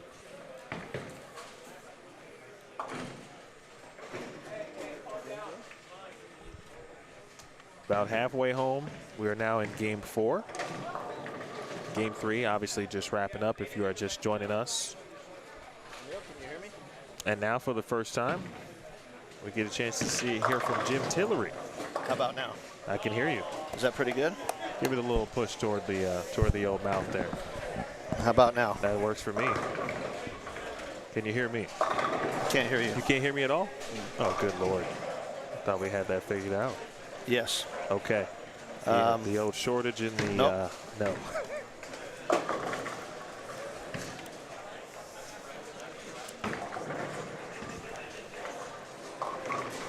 That Yes, sir. That's much better. that good? Yep, that's good. Okay. Don't shake anything. How are you, buddy? It's good to see you. I'll be better if my I know. Technical my difficulties things here. will work. It's good to see you. Thanks for having me on. You too. Appreciate you being around. Appreciate you bowling. Well, I'll tell you what. I did what I could this morning. It was good to be back on the lanes. I've had a few weeks off, and since Nationals in Vegas, and got back down here last night late and did what I could this morning. I didn't impress anybody very much, but I threw every ball and I attempted every spare. That's all I can say. So we're on. Is this the start of game 3 or game 4? This is game 4. This is game 4 of the second squad. Okay. We are awaiting the results of game 3. Okay. All right. Steve Novak out the gate strong, plus 110. Yeah. Wow. After 2, that's pretty impressive. I didn't see what he shot game 3, but I know the scoring pace for him had dropped a little bit. So give us your first-hand account of bowling on this pattern, and maybe how different it is if you recall from bowling last year's pattern. Well, I think as we all attest, last year was just ugly. It was okay, so tough. it was a little bit. It was tough. Tougher, right? It was hooking, unless you swung it, and then sometimes it hang. But it's okay. You know, it puts a premium on spare shooting, and I think everybody would rather see a grind-out, tough shot than a strike fest. I think everybody's going to strike on the tough stuff, or on the easy stuff. The difference from last year to this year, I think there's more volume. There's more oil out there this year. I think there's more oil out on the gutter. I think from about 6 board right is no man's land. I tried it this morning from 6 to 1 and everywhere in between, and I had the same reaction. It'd either back up and go in the gutter, or I'd get 3 off the right. Once you hit the 6 board, 6, 7, 8, and even 9 has a little bit of hold, but it's easy to squirt it through it. It's easy to push it through there and get the ball to skid by the head pin. So if you try to go up too much, it wants to hook and go through the nose. If you try to go away with it a little bit right there in the track, it wants to skid. But after about, well, right now, but after about game 4 or 5, what I noticed this morning is I could get in a couple more boards with the feet. I started around 18 or 19 this morning. By the time I was done, I was in about 24, 25 with the feet on the lane, or on the approach. And I was looking at about 11 or 12 late, and I had a little bit of hook in the track. Not a ton. It was still easy to squirt it through there because that oil holds up a long time. And I was surprised, but nobody really played outside 6, so you know, it makes sense. If you squirt one right, it's still going to skid. Now, the left side looks like it's pretty similar to the right. I know all the right-handers don't want me to say that, but I bowled with a lot of lefties today, and the only one that made it look good was J.D. Nance. Sure. He led our squad at 160 over, and he just simply, I bowled next to him 2 or 3 times today, and he just made it look good. And that was with 180, 88 or 89 the last game. 189, yeah. Yeah. And so he did something the other left-handers couldn't do. So I'm not convinced that the left's wide open. Everybody always makes that, you know, stigma. Oh, the lefties have a great shot. All the lefties I bowled with bowled horrible. So I don't think it's a whole lot different than what I saw on the right. I just saw a very exceptional player in J.D. Nance take advantage of what little he had. But he grinded his butt off, he made spares, and he kept the ball in play. So all in all, I think the left and the right are pretty similar. I think Mike Miller did a good job on the conditions this week. But I think a soft hand, maybe coming up the back a little bit. You start to come around it, it wants to hook. You start to try to go away with it, and it wants to skid. And thank you, Kai and Sol. We just got results in. Look at that. After game 3. It looks like we have 3 guys plus. Novak shoots 169 that game, so he dropped 30 pins. I know Steve Klompkin, friend of mine out of Brigham City, Storm guy, shoots 220 that game, and so he is in 3rd now at +6. So we only have 3 guys plus, and it looks like things are settling down, coming back a little bit. Cody Hansen in 2nd right now. He had pretty good games. 220. A lot of people don't realize how good 220 is on this condition right now. 100%. It's you take a couple doubles and spare out, and that's a great game. This is Cody Hansen here on 6. Okay. He's on 6, and it looks like Klompkin's on lane 10 right now. Yep, he just made the move from 7 and 8. Okay. Well, the interesting thing about, and I obviously watched that squad this morning, and I agreed, specifically on the right side, that there weren't many players trying to play the gutter. But I did think, based on what I saw the sweepers last night, that the gutter could be in play, but you got to be playing 1, 2, 3. Right, and you got to be playing it really well with something really dull, maybe something that has a little bit of a mid-lane roll to it, and pretty straight. If you start swinging and trying to bump that gutter, it's going to go in. Correct, and that's what Novak has done so far. He was playing 1, 2, 3, and I talked to him after he shot 270. He said he had a couple of boards, actually, of room. Right hand. Wow. Okay. And there was someone else. The first person I heard say it, I don't recall his name, but I was watching him bowl a little bit. He bowled a couple of times in regards to sweepers, and ended up having some success. Well, you could see his ball wrinkle on the gutter, which a lot of other players just weren't able to do that. Right. But yeah, you also do need to be able to execute if you're going to be out there. You better have some really good timing, consistent ball speed. And your hand has to be in pretty good position shot after shot, because if you come around a little bit, it's hooking. If you try to open the hand up a little bit and go away, it's skidding. So, you know, it puts a premium on shot making. And we see some guys that, you know, you'll see shots that are really thrown well, and then a shot or two later, the same person will leak one out and get 6, or go through the nose and leave a 3-6-10 combo. Good shot there from Dale Coffey. Steve, you're right. I do recall, it's coming back to me now, the match with Keith and Francois last year. We were going over the squad, specifically Squad 3, and the roster, the field for Squad 3 tomorrow is pretty loaded. The first one in the morning? Yeah. For 7 a.m. too. I mean, it's a who's who. Exactly. Well, Saturday's usually notorious for having full squads. Oh, no doubt. And they're a little more powerful than the ones on Friday, but you know, you still got to execute. I don't care what time it is or how many bowlers are on it. The only thing that might happen is because the squad has more bowlers, conditions might break down a little bit quicker, a little bit more in the track, and you might see a few high scores the last, I'm going to say the last 4 games based on what I saw this morning, last 3 or 4 games. I agree, yeah. And so, we'll just have to wait and see. Unless you're Steve Novak. Yeah, I'm watching that, and I'm thinking, okay, he goes 277, 233 games 1 and 2, so he was 110 over, and then he shoots a .169. So it's easy to do. I got on some of those streaks today, and I went 180 something, 180 something, 180 something, and I go, I got to stop the bleeding somewhere. I just couldn't throw enough doubles, and then of course, my spare game was a little shaky on top of that. So you put that combination in, and poor execution on spares and strikes, and all of a sudden he finished 11th, which is exactly what I did this morning.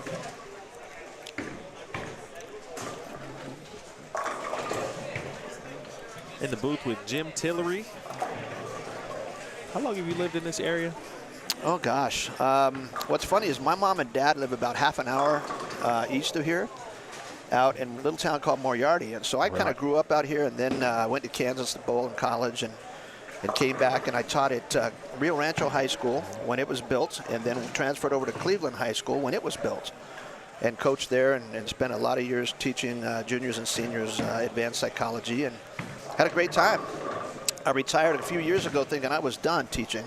I was going to go hunt rocks and gems and bowl. Bowl senior tour stuff and just be a bum, and I enjoyed the heck out of that this year. But superintendent from Creed, Colorado schools called me about a month ago and said, hey, come up for dinner. Well, that's never just dinner.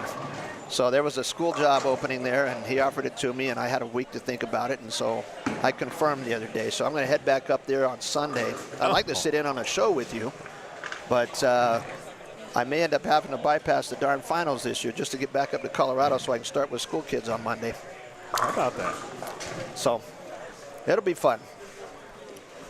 But I'm still planning on bowling a little bit this year, so practicing anyway. Colorado is a popular place to be. Beautiful. I'm in a little town up there in southwest Colorado called Creed, and the size of the school has about 100 kids from kindergarten to 12th grade. And so I average about 5 or 6 a class, and I said, for a guy coming from a 35 student class, I think I can handle the 6 kids in this one class.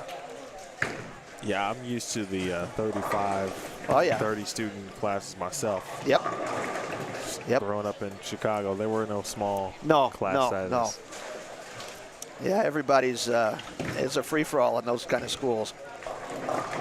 And making them sports teams are always a challenge because you get, 70 or 80 kids out there for 5 to 10 spots, and you're going, well, this is tough.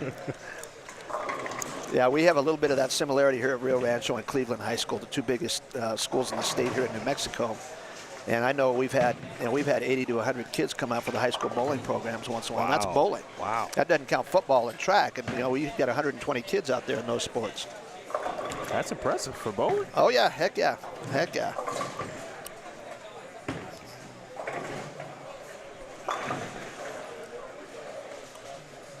Coffee remaining clean. He's clean through 6, it looks like. And anytime you're clean on this pattern, you're doing something right. Keeping it in play, taking your double here and there, even if it's a Brooklyn, and making spares. And I'm watching Steve Klompkin over here a little bit. He leaves an 8-pin, which is a great shot, and now he just leaves a 4-pin. And he's executing about as well as I've seen, and just doesn't have a lot to show for it right now. But he's a good enough spare shooter that he's going to keep the ball in play, and he's going to make spares.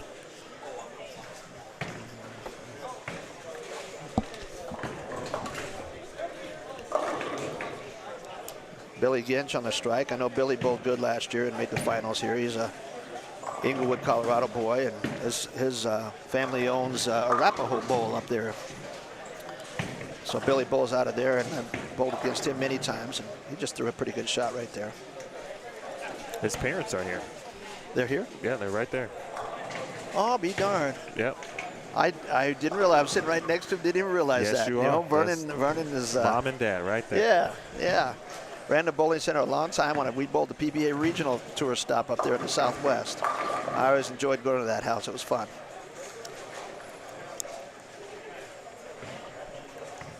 Probably a good thing I didn't say anything bad about Billy right there, isn't it, Emil? Not that I would anyway, but.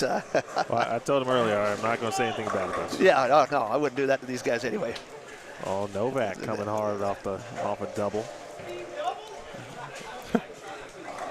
And looks like he's struggled a little early. He's got 70-something in the fifth, but he just got a double. So we'll see. Maybe that shot early was a little deceptive. We'll have to wait and see.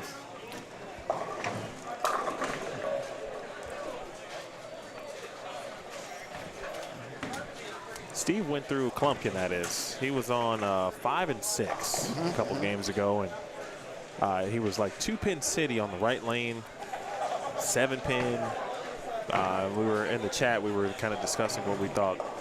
A lot of light stuff coming up then. Yep. Yeah. What the key might be for Steve to get some carry. He was using urethane and still looks to be using pitch black. It seemed to be the ball of choice for Steve. And he looks like he's still playing really straight. He's playing probably up about 6 or 7, as straight as he can get. And the last 2 shots I saw were an 8-pin and a 4-pin, which are actually pretty good shots today. Come on, Karen. Karen Markle, right here in front of us. Karen was one of my teammates in Las Vegas at Nationals a month ago. She bowled on the same pair with Dennis Helmick and I and Steve Gill in that group. She's always a threat at the senior queens. Oh, yeah. She keeps the ball in play, and she makes spares. It's not fancy, but it doesn't have to be. That was basically what I grew up on. That's how I learned how to bowl. That's kind of what I did, too, you know. Oh, wow. Oh, he's sitting pins now. Novak is. By the way, hello to Julie Potter. Appreciate you tuning in. Dylan Taylor says hello. Oh, hey, Dylan Taylor.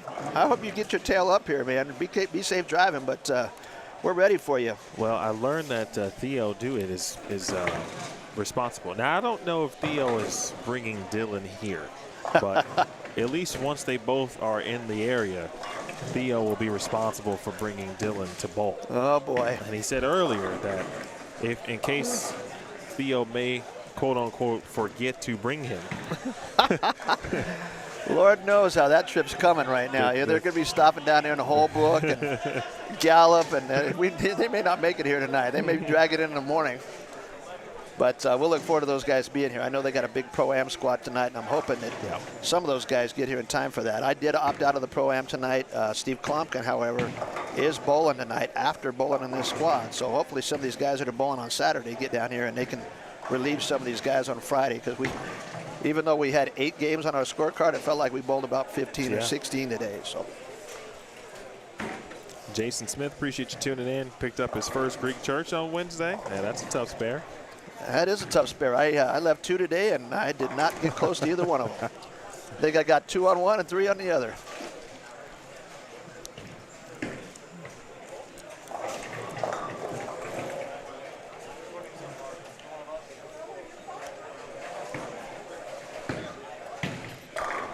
It's a great shot by Klumpkin right there. Soft hand, soft speed, right up about 6, as straight as you can play. And he can hook the ball with the best of them, but not on this pattern right now. Question for you from Jason. It's a common question, obviously, because we don't know the lane condition. But since you did bowl, about how long do you think this pattern is, approximately, in your opinion? Well, outside 5, it felt like it was about 58 feet this morning. But if I had to guess the pattern right now, based on where the ball wants to hook and the ball I was throwing today, a couple of them I threw today, it felt like it was about probably 38 feet-ish. might be, yeah, I'm going to say 38 to 39 feet. But boy, there was a little extra volume outside, and there's not quite as much volume. The deeper you go, the more the ball's going to hook early. But it's not as violent as it was last year. At least that's what it felt like to me. It felt like, at least on the right side, and I watched J.D. Nance on the left side do this. He played outside, straight up the edge most of the day. Yep. Pretty soft speed. You know, I tried to play the track most of the time, but, you know, 6 is about as far right as I could go, and I had to go up the back of the ball to do that.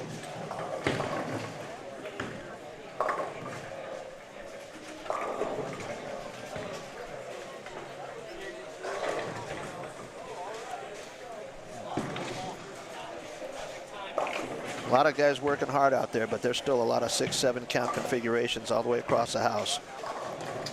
These guys that are driving in, getting ready to bowl tomorrow, they're listening to us right now, and they're probably smiling, thinking, yeah, it's going to be easy.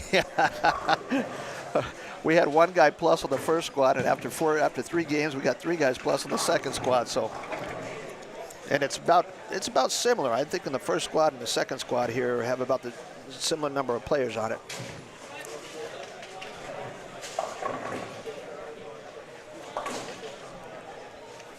Pretty sure you're right about that. There are 31 this squad, and I thought there were 32 earlier, and that is correct. So it's pretty even distribution. So my guess based on that is conditions are going to break down pretty similar.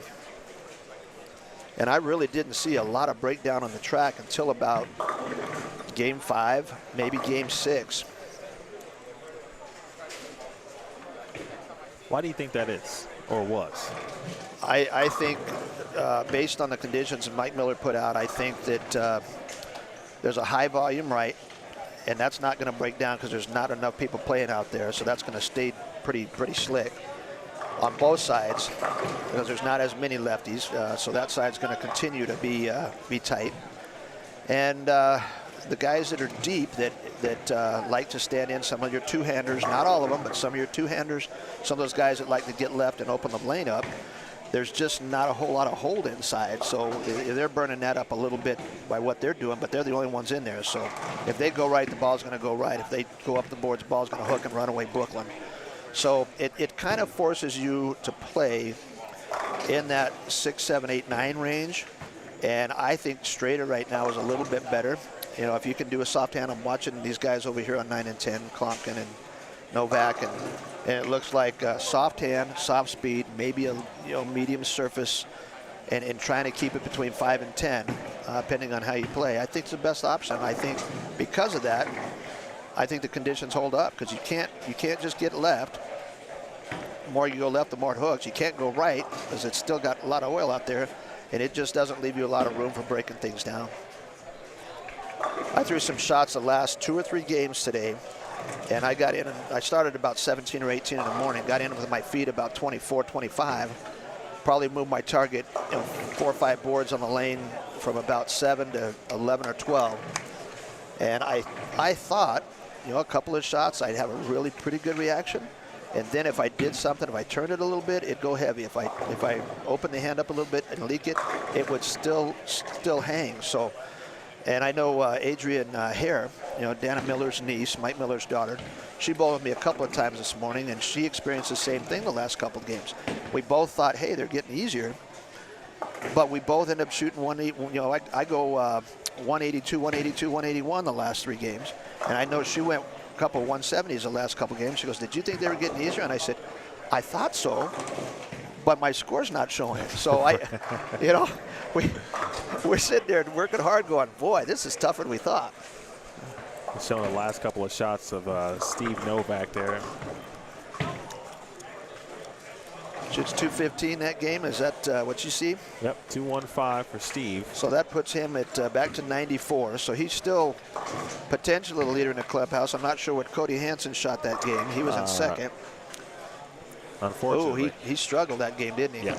So he's going to get down closer to even. Maybe he's a little bit below. Steve Klompkin was 6 over, and Steve has actually got, I think he's lower right over here. I think he's got spare turkey. Yeah, that's him. And the spares that I've seen have all been 4s, 8s, you know, single pins, but he's keeping the ball in play. And he is an exceptional player. He's out, you know, he works obviously for Storm up in Brigham City, and I've known Steve a lot of years, and we bowl together a lot. And he's an exceptional player. It's not a fluke. Because everybody else on the pair with him is missing the head pin, and he's still keeping the ball in the pocket. Young Noah Saul is on that pair too. Noah's going to come over to 7 and 8. Yep. Got his Teen Masters jersey on. Just bowled that event. Did he? Like. Yep, I see that. Here in New Mexico, he's known as Better Call. Better okay. Call Saul. So I get it. if he's bowling better than me, I'm calling him. He could have thrown a few shots for me this morning.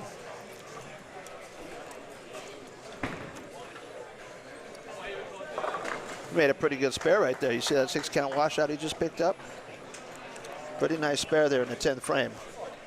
He is going to change balls because that first ball didn't really react the way he wanted to. Nice shot again from Karen. Yep. One more, she can get into the 180s. All right, so we'll see Dale Coffey's 10-pin attempt here on his fill. And then let's see Steve Klumpkin, excuse me. He's on the right lane there on lane 10. Here he is on your screen. He got it in a little bit. It's easy to do. Left the 3-6-10, but he knows he made a little bit of a mistake there. But that's the first blemish he's had actually on the scorecard so far. You see Noah Saul again set to join us. Back to Karen Barkle.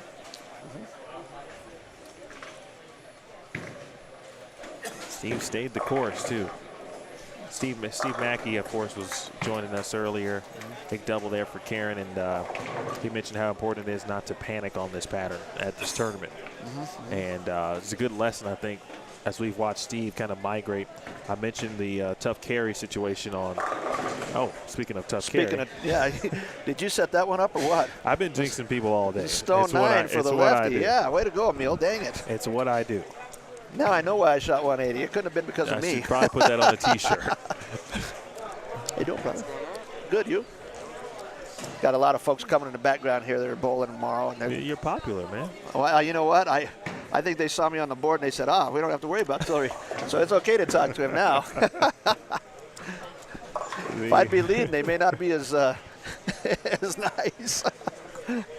Let's take you to Klumpkin's fill shot here. Keep you updated on Dale. Klumpkin on your screen. Yep, and he comes up light, so that kind of shows you he threw a pretty similar shot and went from 3-6-10 on the first ball in the 10th and makes a spare to get him very, very light shaker on the second ball, and he threw the same ball and it didn't look like he moved much. So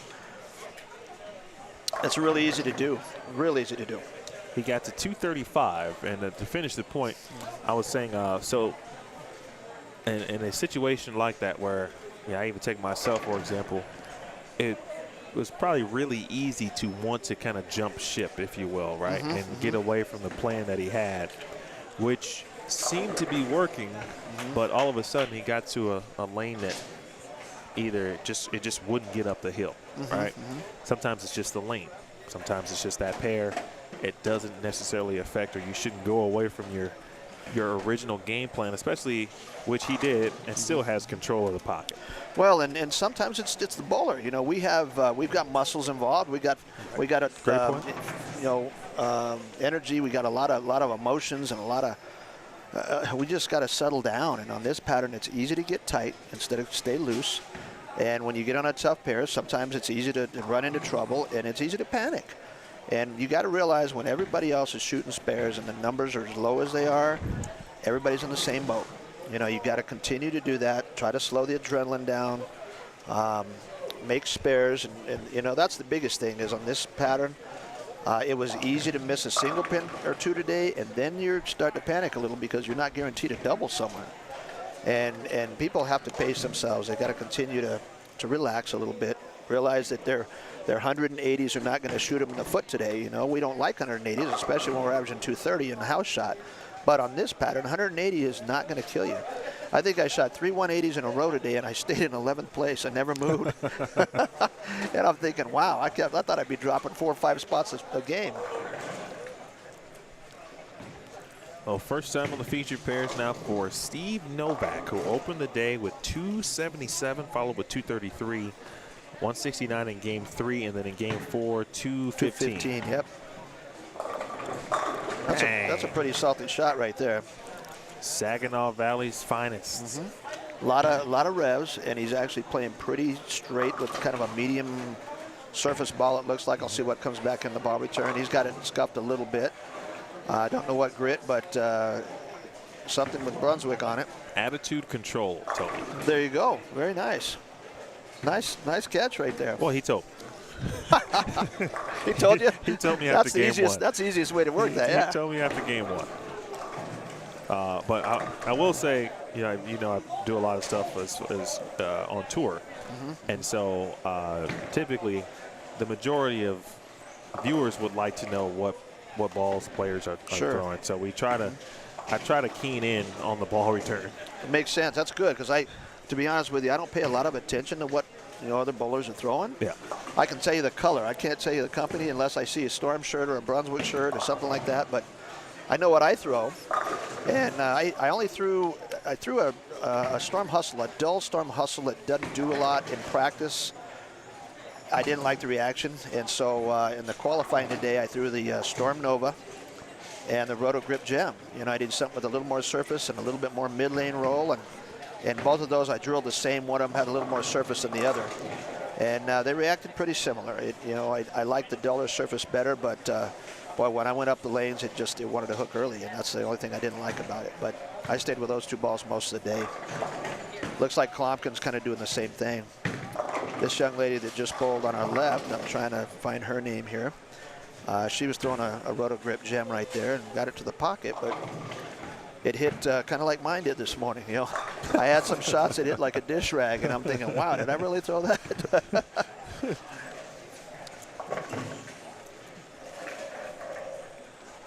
I believe that is Amanda Salazar. Amanda, okay. It's a good spare shot. Oh, I thought she had it there. Jeff Sauer also on this pair now. Mm-hmm. That's Jeff. There goes Novak again on the right lane. Do you like baseball? I love baseball. Where do you what is your well, you know what? I've always been a Nolan Ryan fan, but it looks like Jeff looks like he's a Boston Red Sox fan, as you can tell. Now, I am partial to Red Sox because one of my former athletes, football, baseball, basketball star at Cleveland High School, was drafted by the Red Sox about 15 years ago. His name is Blake Swihart. Swihart was the backup catcher and won a World Series with him a few years ago. And I think he's playing some minor league ball right now, but he just had a baby. And so I appreciated Blake a lot. And so I do have a Red Sox jersey. It says Swihart on the back. So there's a connection there. Nice. Good question there from Noah. Mm-hmm. And you were talking about, the pattern, lanes, etc. And he asked, did you think the hang spot down lane that you were talking about earlier maybe came from some of the urethane carry down? Well, I would say yes to that, Noah. But I'm not seeing a ton of guys throwing urethane. I see certain guys doing it, but most of the stuff out here right now looks like resin that they are scuffing up. I see a lot of Scotch-Brite pads, a lot of pads out there with grit on them. I know I used some myself this morning, but besides Klompkin, I see some guys that tried it, and it's similar. If they miss a little right, the ball really hangs. If they miss in, it doesn't do much. But Klompkin's making it look better than it really is, and so I think it could be a little bit, but I don't think there's enough guys throwing urethane right now to say that's the reason. I think that's fair. It didn't really look like a lot from the right side of the lane, I should say. At least this morning too. Right. But there are a few. That is. Is that Chad on there? Yes. Hey, Chad. Tillery here, brother. Hope you're doing good, man. We're watching the internet as you are. We're getting lots of questions, lots of people commenting, calling in, and so it's good to have you on here with us. I'm kind of glad I'm done. Yeah, Chad Lucci, he'll be here. I think Chad is bowling tomorrow. I don't know which squad, but I know he should be here tomorrow. I'm guessing. I don't think he's bowling. No, is he out? I think he said he had some previous commitments. He couldn't I get out. got you. All right. I wondered why I hadn't seen him here. I knew a few weeks ago he had sent something out on Facebook, said he's looking forward to it, but kind of like me, I didn't enter this until Monday or Tuesday this week, and so I just naturally assumed that he was coming. But Chad, hope you're well, brother. I think that is a fair assumption that he does always bowl this event, though. Yes, yes. Oh, Oh, hello, Steve Mackey. Steve. Oh, Steve wants some scores. There we go. This is game 3 if you're looking at it. Game 4 is in the books. It looks like Klompkin's probably going to move up to second because I know Cody Hansen shot pretty bad that 4th game. So I think there's probably going to be 2 guys plus after game 4. We're waiting on results from Jeff Hemer right now. He should be back soon. What was that, mate?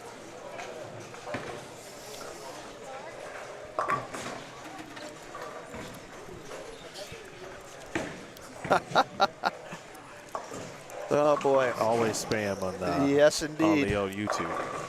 That's a pretty good shot right there. Well, Mr. Martinez starting out with a 3-bagger on Yes, 9 and 10. indeed. Hey, any 3-bagger is good. I think that was my max today a couple times. I had a turkey or 2, and I thought I was God on that. And then I got 7 count, so I realized, okay, back to normal. Coming back down to earth. Oh, that was nice. We just got a paper airplane thrown at us with game 4 standings. Let's see what that one does. After you unfold it, let's see. That's fantastic. I am right. There's 2 guys plus now, and Klompkin's second. Novak's first, 94 over and 41 over after 4. Everybody else from third down is doing their best to try to get the spares and hit the pocket. You know what's amazing?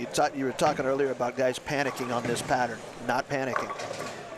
I had guys that I bowled with today and around me all day that, and I'm seeing it on this squad as well, based on the scores that they're going to go 120, 130, and they're going to put themselves right out of this tournament the first 2 or 3 games.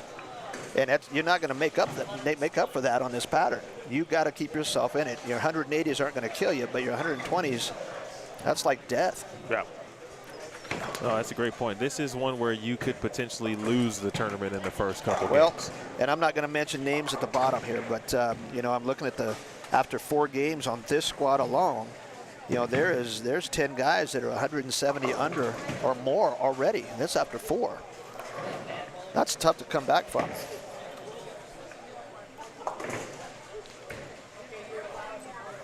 Cody Hansen already off to a little better start than game 4. This is game 5 of 8 if you are just joining us. My name is Emil Williams Jr., courtesy of Bowlstream TV. Jim Tillery is in the booth with me. Jim bowled squad 1 this morning. He's given us a first-hand account on what he saw, giving us his knowledge and experience. And Emil, I appreciate you letting me sit in with you here. I know Steve sat in with you this morning. He'll be in most of the weekend with you. In fact, he's standing right here. I think it's his turn to buy some drinks for us. If he knew somebody in the snack bar, he might be able to get us a soda, but I don't know. His wife, Dana Miller, was gracious enough to buy me a soda today. She saw me shooting 6 and 7 counts. She goes, "Jim, you need a soda?" And I said, "Dan, I would love one."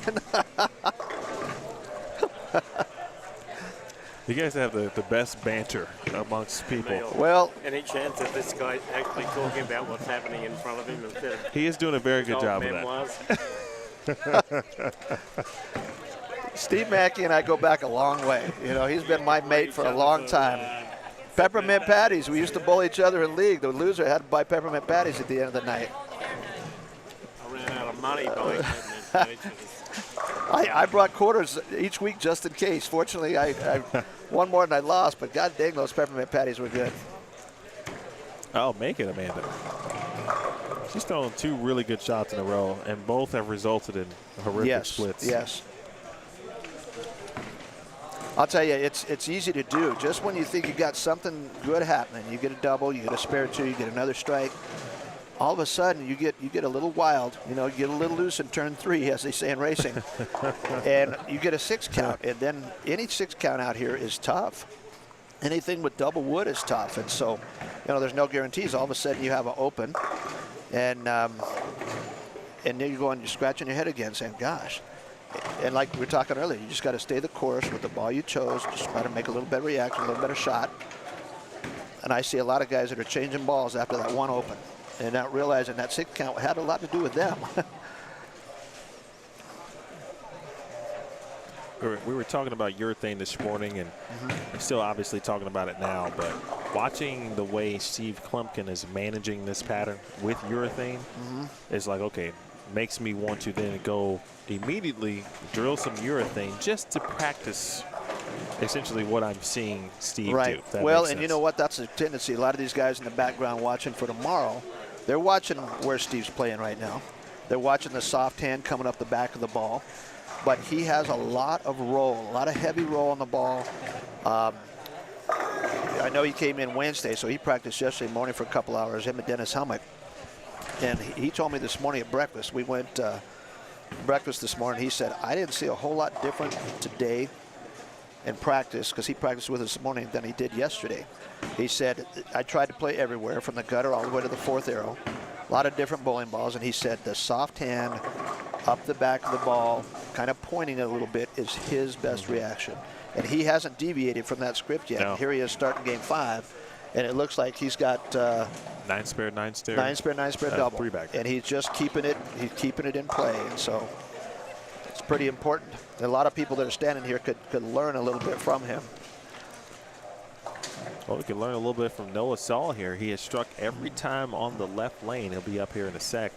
But first is Novak. And Novak started with a double, and then he went through the nose and spared, and now he's trying for another double here. Hey, Diego. It's good to hear you too, brother, man. I'm glad hope you come around this week. Novak got it a little wide and left a bucket. See how it was just a little fast on the ball speed, and the ball just didn't finish. And wide, as in it got to the half. Yeah, yeah. And it just not enough ball to get back.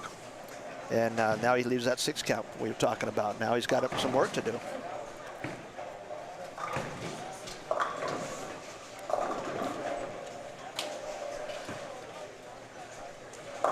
Whew. Just enough, man. That 5-pin tickled over just enough. Steve, an avid competitor, an Eagle winner. Eagles, for that matter. Chad Lucci responding from Vegas. He goes, 170 under after 4 makes you want to go to the bar early. Yeah. I said, well, you can think that, but you got 4 more games to go.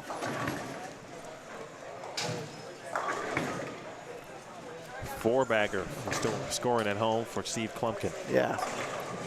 You know, he was my pick starting this squad to lead this squad. I didn't know if he would have enough reaction to catch J.D. Nance from the first squad, but I think it's going to be close. It's, you know, he's the one that I think he's a good enough bowler, good enough spare shooter that I think, and mentally he's tough as nails. I think he'll be the one eventually when it comes down to potentially lead this squad. And not taking anything away from Steve, because Steve's bowling really well the first 4. So we'll see how it shakes out after game 8. But that's well, my pick. It looks like Steve could lead this squad. Yeah. We're safe to pick a Steve. That's exactly right. We can't lose if we bet on Steve. Unless it's Steve Mackey, but don't tell him I said that. I still don't see those drinks he was promising us. All I ordered was a root beer.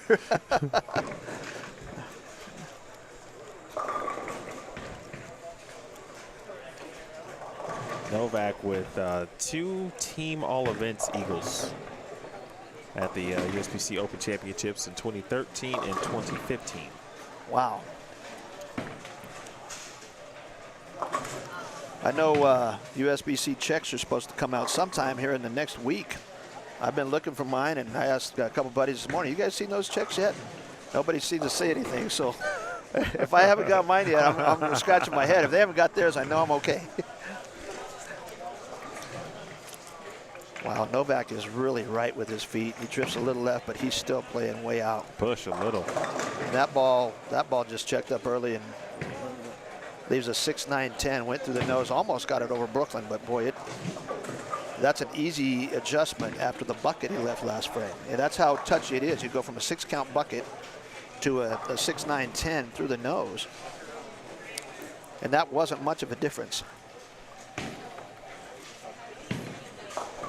Nice spare by Good cover by Dale Coffey. Coffey. That's not easy. No, no. 2-7-8. Amanda's going to be up soon, and again has bowled much better than what her scorecard currently presents, and that's a tough break. Novak chops the 6-9-10. I've done that about 1,000,000 times. In my life. Yeah, yeah, it's easy to do. Klompkin with the 5-bagger, and he's just stroking it along, nice and smooth, nice and slow. He didn't have any. He doesn't have any of that Tillery herky-jerkiness. You know, he gets there a lot smoother. We bowled together at Storm at the facility about 2 months ago. He was working with me a little bit on the game, and just watching him, I'm going, wow, that guy gets the line. He is so rhythmical, so smooth. Young Noah Saul. He hasn't missed on this lane yet. He's spared every time on the right lane, but he hasn't not struck on the left lane yet. Just graduated. Oh, we got away with it. The I thought I jinxed him, but I didn't. He got it back. The big wheel. So he's got all 4 on the left lane, but it's the right lane that's giving him trouble here. That's a great shot. Amanda. Amanda on the washout coverage. So Noah's just graduated. I'm curious. Yeah. I have to ask his parents. I'm assuming those are his parents to the right. I'm not sure. I'm guessing you're right. I'm guessing. I'm looking at these kids and I'm going, wow, they got 30 years on me easy. Well, my first thought is, you know, has he considered collegiate bowling? I don't know. That'd be something I can certainly ask him here between a break, but I don't want to bother him. I know I might sneak over and ask Mom. That's a good idea. Yeah, ask Dad. Yeah.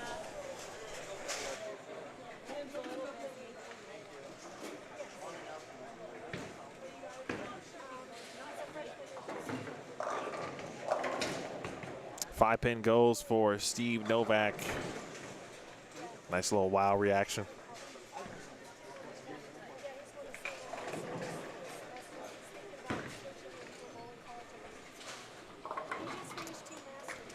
.221 max. I'm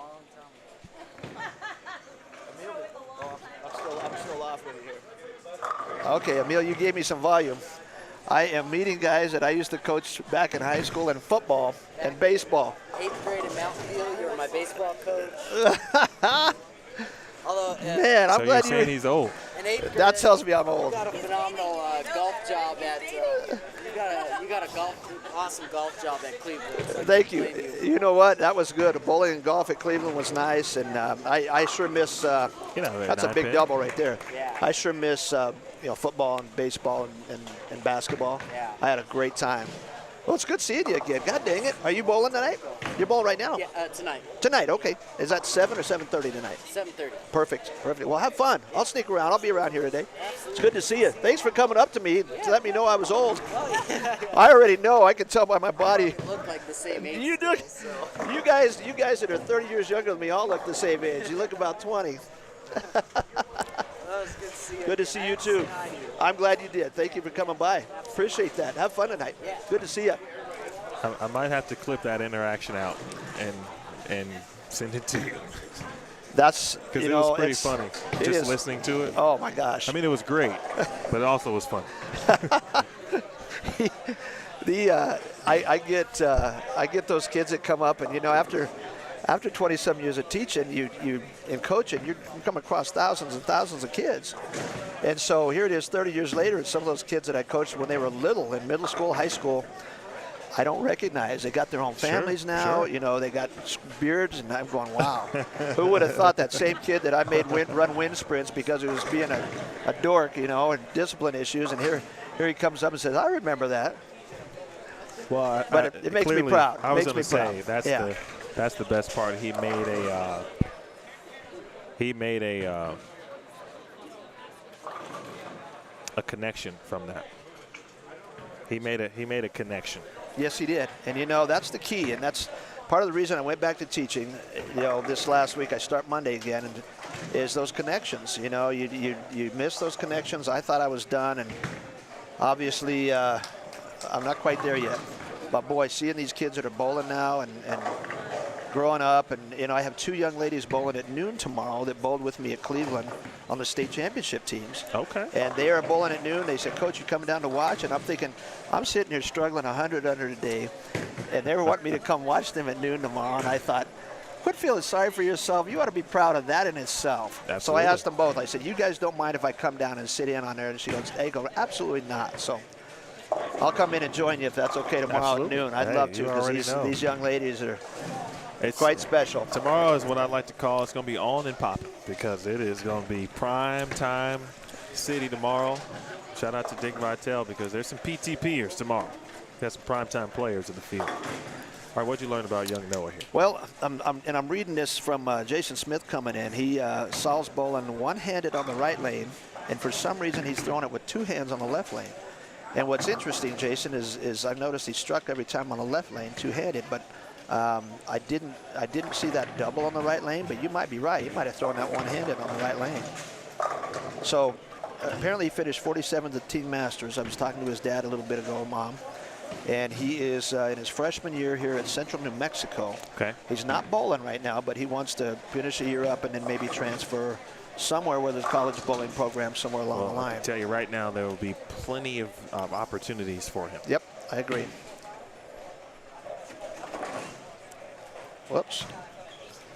That's a little tough to do. You're going from one hand to two hand. I've tried that. I usually hurt myself when I do that.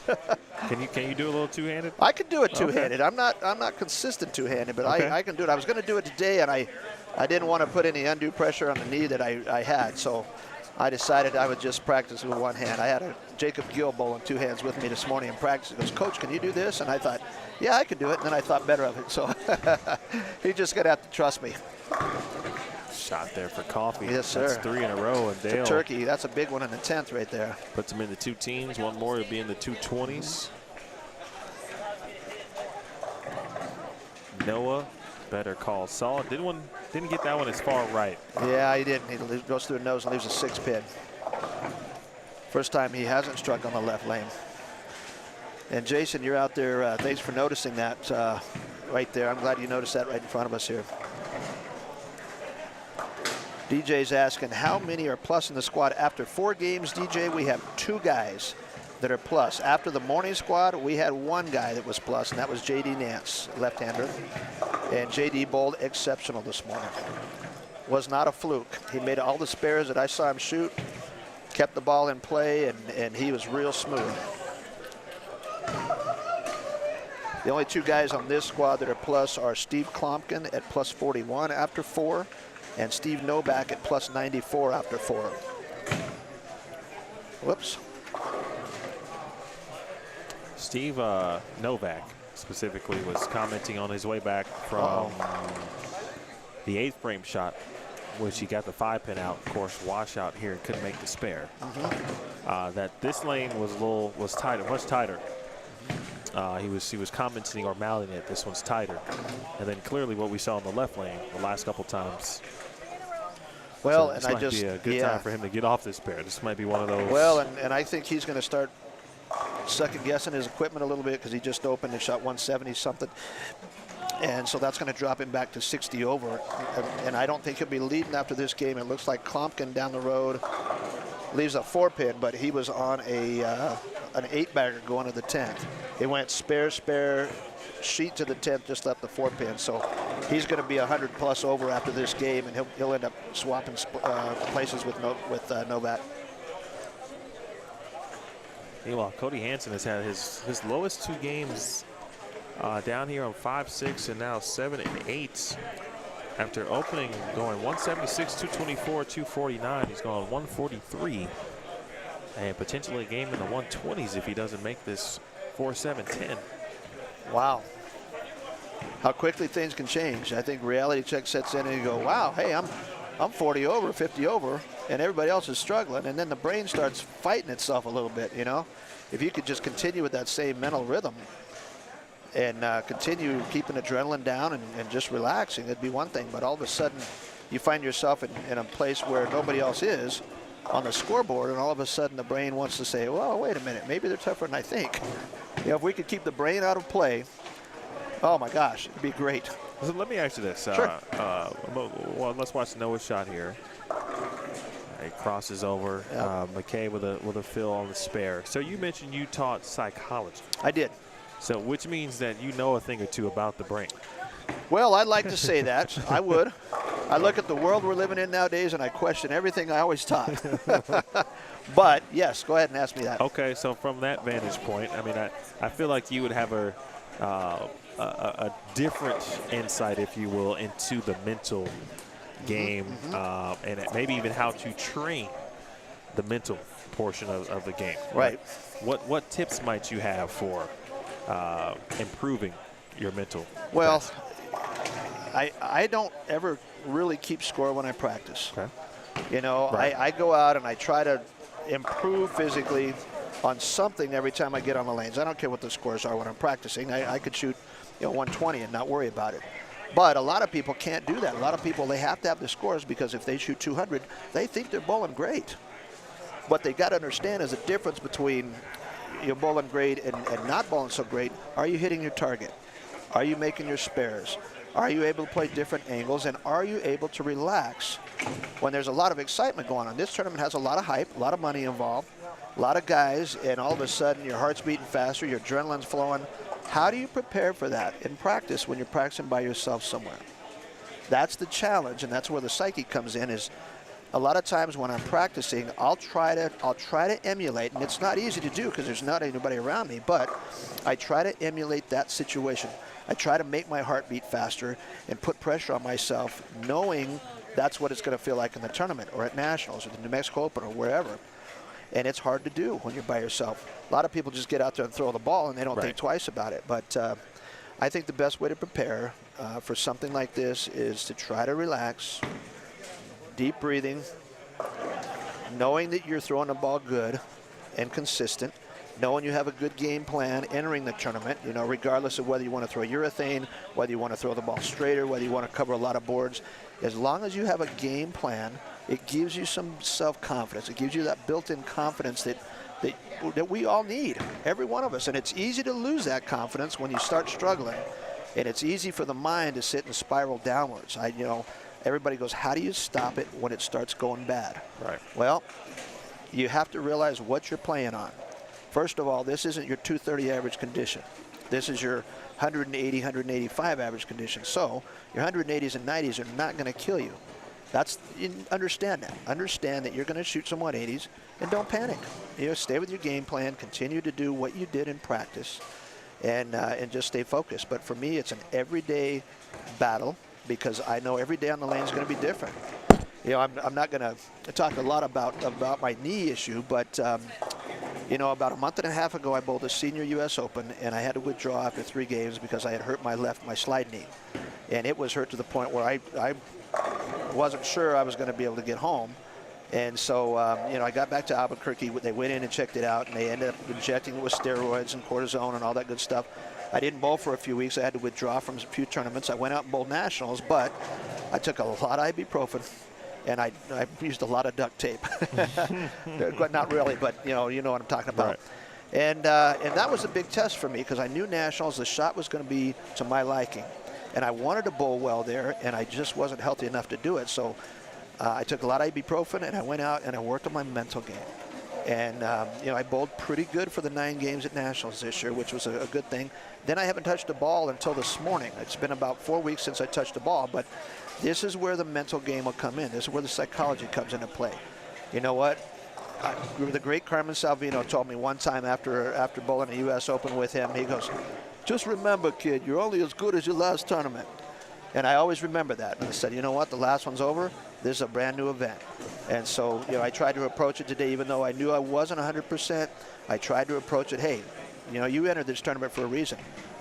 You can't make excuses now. You're going to bowl it. Right. And that's kind of where I went.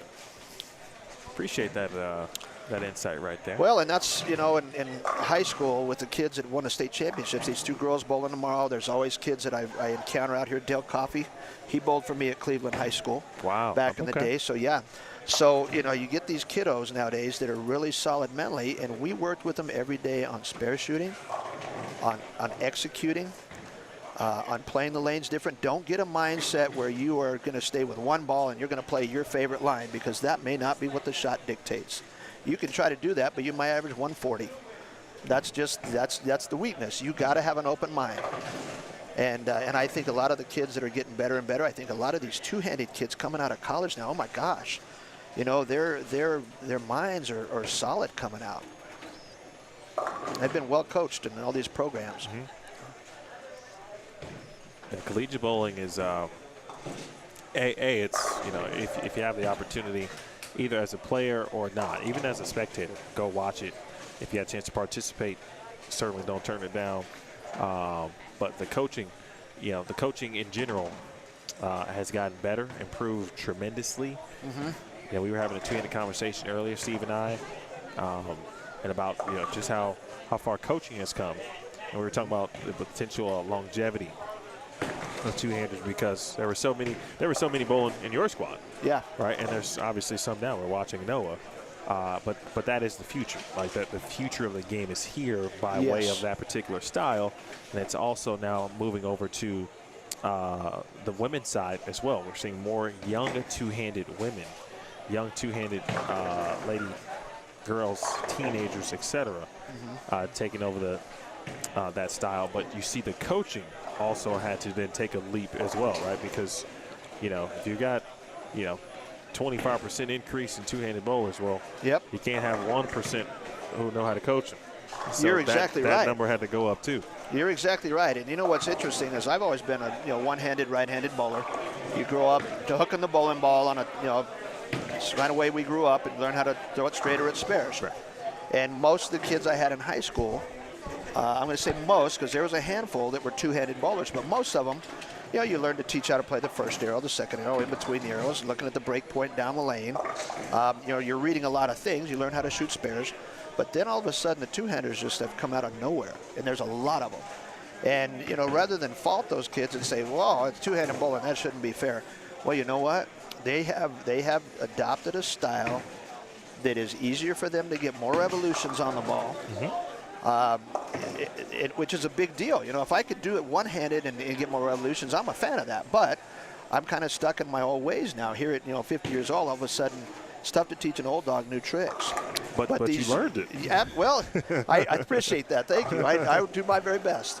But these kids, for me as a one-handed, right-handed coach, bowling, coaching 10 to 12 two-handed bowlers, what are we working on? I'm not going to change their physical games. I'm gonna work with them on where is the break point, where is the oil line. We talk about an oil line. Is it left of your target? You want the oil line left of your target. Right of your target, you want it to hook. Left, you want it to skid, and you want to open up the lane as much as you can. With two hands, those guys can create that extra room naturally. I might have 3 boards looking at a target on an oil line where they might have 5 or 6. And I don't fault them for that. I commend them for learning how to do something that scores better. Right. What's the goal of this game? To outscore your opponents, regardless of whether you throw it one-handed, two-handed, one-finger, two-finger. It doesn't matter. Your goal is to score better than your opponent. So, I look at those kids and sometimes I go, wow, what raw power that is. A lot of people, it's easier to complain and make excuses and badmouth them and say, oh, that shouldn't be allowed. Well, you know what? It is. And so as a coach, we make the most of it. And rather than change their game in college, we're going to enhance their game. I think that's important. Good stuff there by Jim Tillery. If you're just joining us, you're watching Game 6. Emil Williams Jr., Jim Tillery in the building here. We are watching, I believe we got Marcus and Christopher Sanders. I don't know if that's father-son. And then on 5 and 6,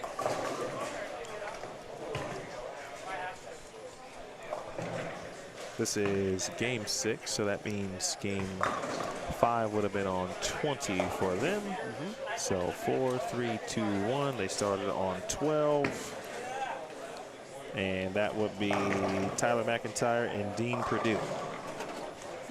And I think that's exactly who's here. Okay. They're bowling with Novak and Saul.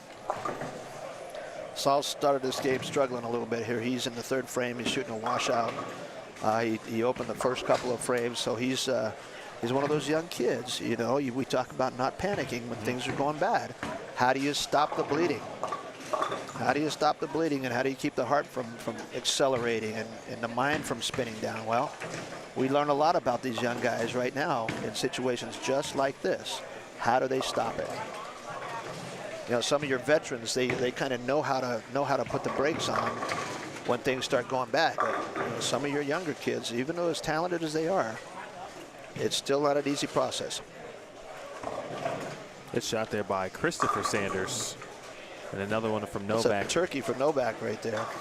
Back and looking like himself. There's one for Amanda. Yes, very nice. You know what's interesting about Novak right there? I just watched his line on lane 5. And after his 10th frame debacle here on the last game, he looks like he's still in the same ball, but he moved about 1 and 1, maybe 1 and, I'm going to say 2 and 2 left. He's off the edge of the gutter now. He's in there about 4 or 5 board. And this morning, there was plenty of hold right there. And if he can go up the boards with his game with the Revs and not leak it right, he's going to be just fine. And he's right now spare turkey in this start of this game. There's the young kid. There's Saul. Struck in the 4. That stops the bleeding a little. So since Jason astutely pointed that out, right? Now I remember Noah a little bit more from last year. I feel that he bowled this event. Okay. Last year. I could be wrong, but I feel like he did. Are we talking about Noah? Yes. Yeah. It was on here earlier. Yeah. And I remember him one-handed based on that shot that he just threw. Or Saul. Yes. Saul. Okay. Yeah, I was talking to Noah earlier. I think it was probably Noah Gallegos, because Noah bowls two-handed up in Colorado, and he's a buddy of mine. And what's funny is his dad's a left-hander, one-handed bowler, and Noah's a two-handed right-handed bowler. And the first time I bowled with him, I go, oh my God, this kid is good. And I never put 2 and 2 together. That was father-son, and I'm going, dad's lefty, one-handed, kid's right-handed, two-handed. He learned right somewhere because he throws it great. Nice shot again from Amanda. Again, she was throwing similar shots, but just was not getting the results. Yep. And she's using that Roto Grip jab. I love that ball. I like the color. You can definitely tell what it is. Sanders using his, Christopher specifically, using his rev rate to his advantage. Well, keep an eye on, although Steve continues to move right, Klumpkin that is. Yep, he's getting farther away from us, but he did shoot, I want to say he shot 240 or 50 that last game. 258. 258. And so he is going to be, he is almost 100 over. And Novak dropped a little bit. So Klumpkin's going to be leading going into this game. Now Novak's got a turkey. He's on a turkey right here. Plus 99. It's a pretty good shot right there. Bang. I'd say it's pretty good. High flush twice on the right lane. Found some hold that you mentioned. Steve with the 175. Down to plus 16. Yeah, you know, this is one of those where you take your 160s, 170s, 180s, and you try to catch a big one. He's already shot 277, and he's on a spare 4-bagger here. You know, you limit the damage when you can, and then try to hit a big one here and there, and it bumps you right back up there. Big double for Saul.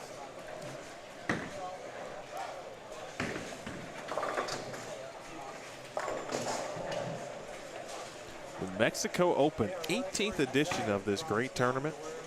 12,000 to the winner. That winner will be decided on Sunday. Today is just Friday. That's early. We got 3 full squads to go tomorrow. It is early. That's wide open. You know, it's amazing. This is the 18th year. I bowled, you know, the first and second one. And John Young won the first 2. And the first one I finished 3rd, lost to Carl Chavez, who eventually lost to John Young. And then the second year I lose to John Young.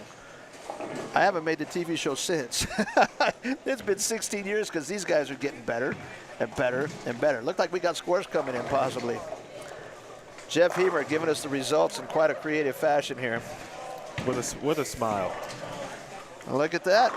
Steve Klumpkin, this is after 5 games, folks. Steve Klumpkin is leading this squad at plus 99. Steve Novak is second at plus 69, and those are the only two guys above deuce. William Ginch is third, and he is at minus 39. Everybody else is looking for something positive to happen right now. And my bad on, I was looking at Steve Klumpkin's score after 4 and adding in Steve Novak's score, which is how I got to minus 16. I got you, okay. Not minus 69 for Steve Novak. I got you. My apologies there. Well, and you know what? He is right on pace with J.D. Nance. J.D. led this morning's squad at plus 160 or 161. And, you know, Klompkin's at 99 right now, so, you know, they're right on pace. And Novak's got a pretty good game going right here. He's got spare 5-bagger. And so that could bump him up there pretty close, but we'll see how everybody else finishes. There's a lot of triple-digit reds right now. 10th place right now is minus 93, it looks like. So everybody else, we got 31 guys on this squad, is below minus 93, which shows you how tough they are.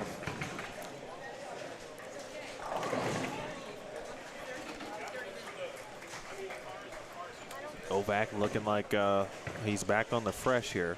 Still throwing the same ball. Out with 5 in a row. He's going high flush in that last one on lane 6. He came back like, ooh, I got away with one.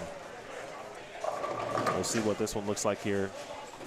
Coming up next for Steve Novak, the 2-time Eagle winner. Bowls a ton, one of the top amateurs in the country.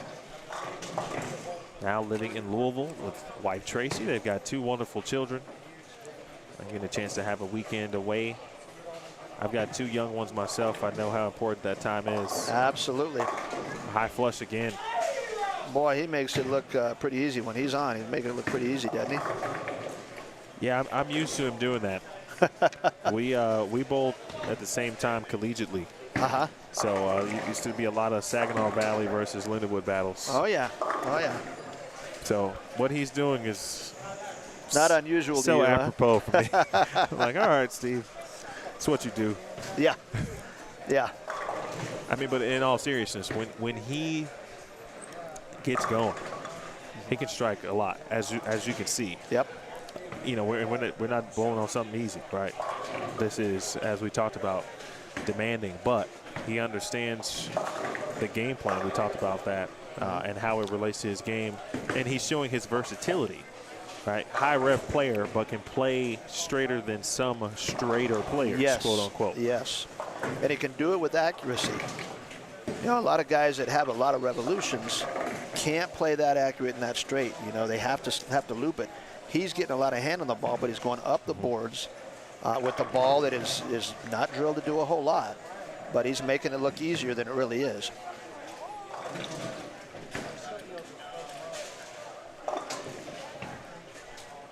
Again, Klumpkin, your leader after 5 games in Squad 2 at plus 99. Steve Novak second at plus 69. Those are the only 2 players who are plus. Billy Ginch, though, is third at minus 39. And for Billy, who led the squad last year, it's about players like him. Billy, Tyler at minus 48, David McKay minus 60, and then even to Steven Schultz, who's at minus 93, Carl Chavez at minus 99. With 3 games left, you know, what's the cut typically, right? Minus 5, 10, 15, 20, right? In that range. Right. So my guess is, someone asked this earlier, and this is how we kind of got on. I was like, I need to see first who's going to bowl, or I need to see tomorrow morning squad, because it's so stacked. I do. That the number could change. I think the number gets fluctuated by the morning squad, and then it just kind of gets accelerated by the afternoon, 2 afternoon and evening squads. But yeah, the morning is definitely going to kind of determine a little more realistic what it's going to take to make the cut and what it's going to take to be in the top 24. You know, Adrian Hare and I were talking after this morning's block, and she was minus 90 something after the morning. She goes, "Do you think that'll cash?" I said, "I'll know more about that after the afternoon." Based on what I'm looking at right here, it might not be too unrealistic for her to get a check at 90 under, but I do think that is still a little bit a little low. I think it's too early to tell. I do think it's going to take closer to you know, 40, 50 under to make it. But then again, I don't know. There's not many pluses today.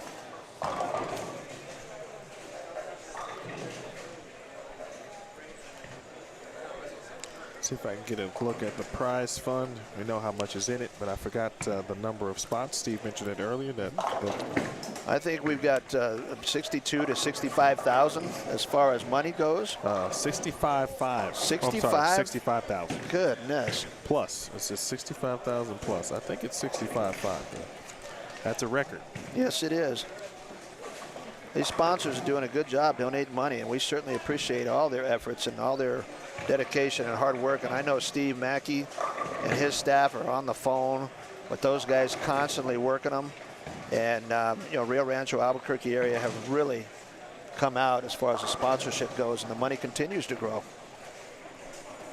And as the money grows, the bowlers will continue to grow, regardless of how low the scores are. That's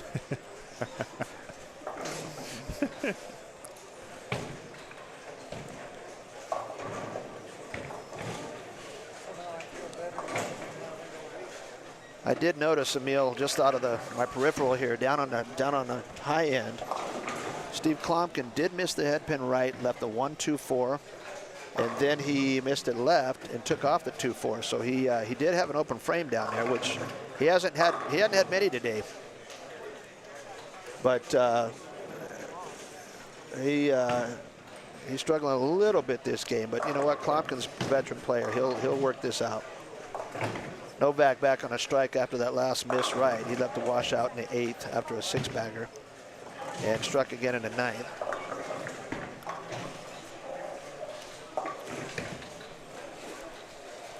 looks like we've got a front 6 down on 15 and 16.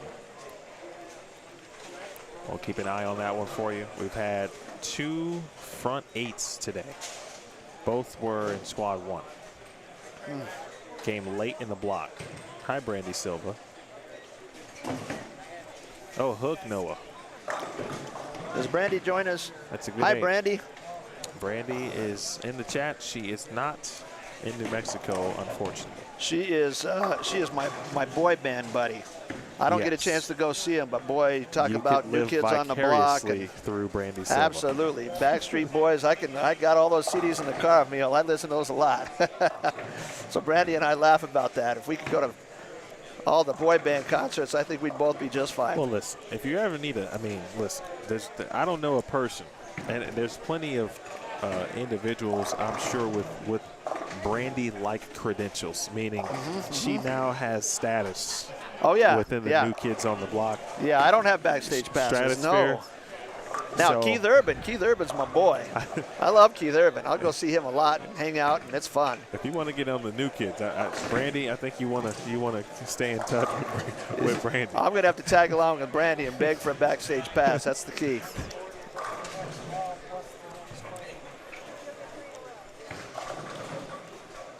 Novak at a max at 254.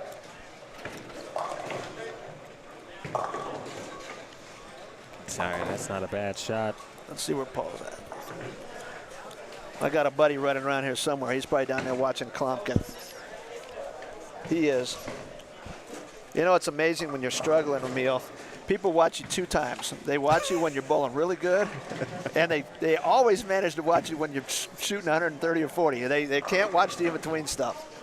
They always notice those misses. What a great shot by Amanda. She's bowled really well this game. Yeah.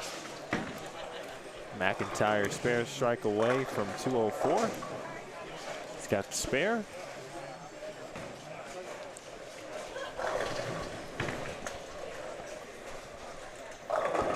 Here's Steve. Wow. He didn't miss right on that one, did he? 8-9. Yeah, that was a pretty salty shot right there in the first ball of the 10th. He's got a max at 250, you said? Yep. 254. He, depending on what Klompkin's doing, he may take over the lead again.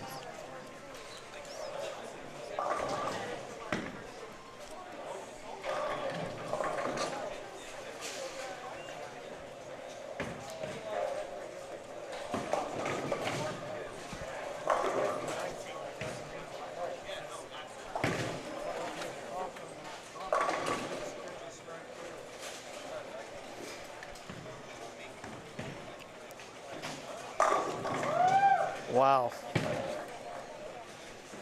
It's about as good as it gets right there, yeah. Loose arm swing, comes through the ball with lots of revs and up the back, and that makes a big difference. That ball's reacting super.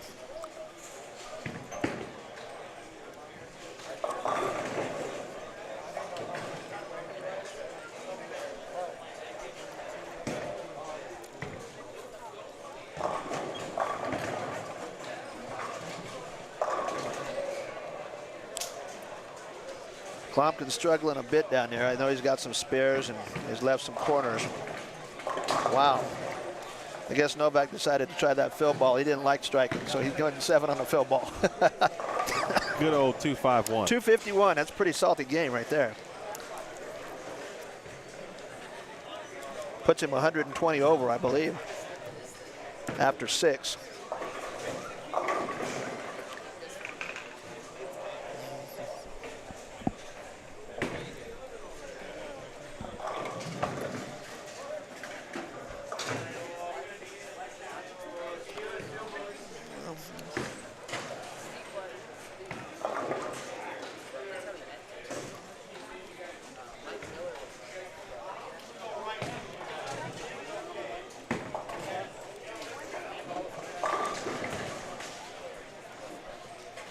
Jeff putting one down here in the 9th.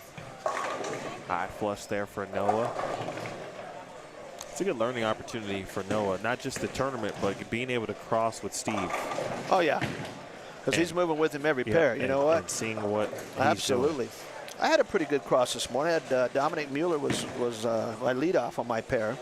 Yeah. And I got a chance to bowl all 8 games with Dominic this morning. He finished 3rd off of our squad. I was saying, he really had to give himself a really good chance. Yeah, late. he did. His last couple games hurt him a little bit. I think he went 170, 180, or 170, 170, something like that.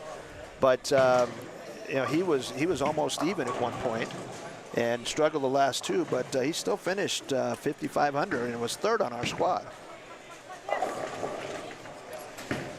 Noah's mom sitting here as a cheerleader. I don't know if you can hear her or not. Absolutely. Out there, guys, but you know, moms are the best cheerleader. My mom and dad came down this morning. Did they? Yeah, they came down and watched. How about that? Dad made it through all but 1 game.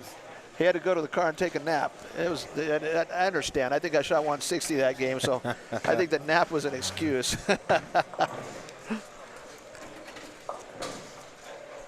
Steve's making the walk. Noah will as well. They'll go down to lane 19. Going back to the high end. It'll be 19 and 17 for that crew to finish things out.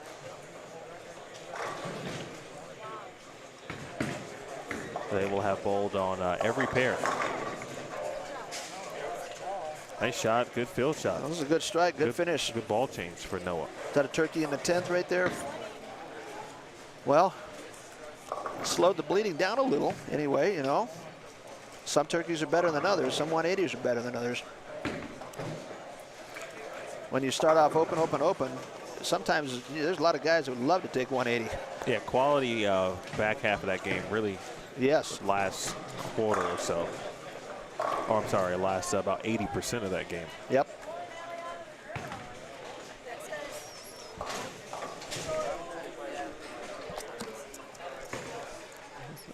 Hook. Wow. Chris Sanders. Yeah. It's a double for Sanders right there. Man, he can throw it. Let's see where he is in the old standings. Is that 222 out there? I'm pretty sure that's Christopher. And a couple of low games though, so that kind of evens it, or doesn't even it out, if you will. Easy to do, you know, right there in the middle. There's not many people out here on this pattern that are going to be immune to some 150 or 60 game at some point. You know, J.D. Nance, I think, was the only one this morning that, in fact, I think he had the first 7 200. He was plus every game except the last one. Correct. He went 189 the last game, but yeah, that's pretty good bowling.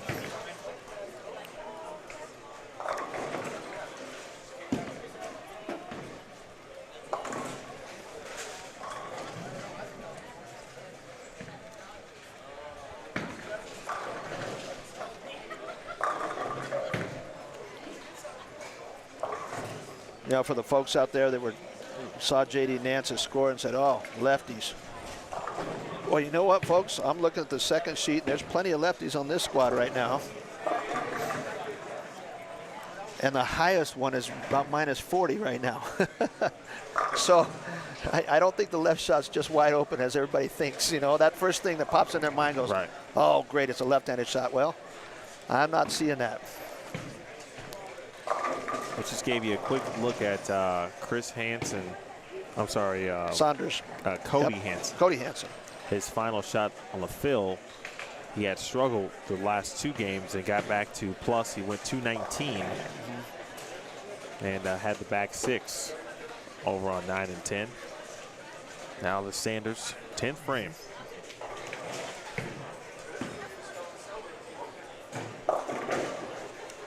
Wow. Threw it pretty good, and ball just checked up and went in and left the 3-6, went through the nose. Yeah, I think he missed. His reaction said that, all right, I know I missed left here. I'm going to need some help. Yep. Amanda, the same thing. You get it in just a little bit, it just won't sit there. There's a Greek church.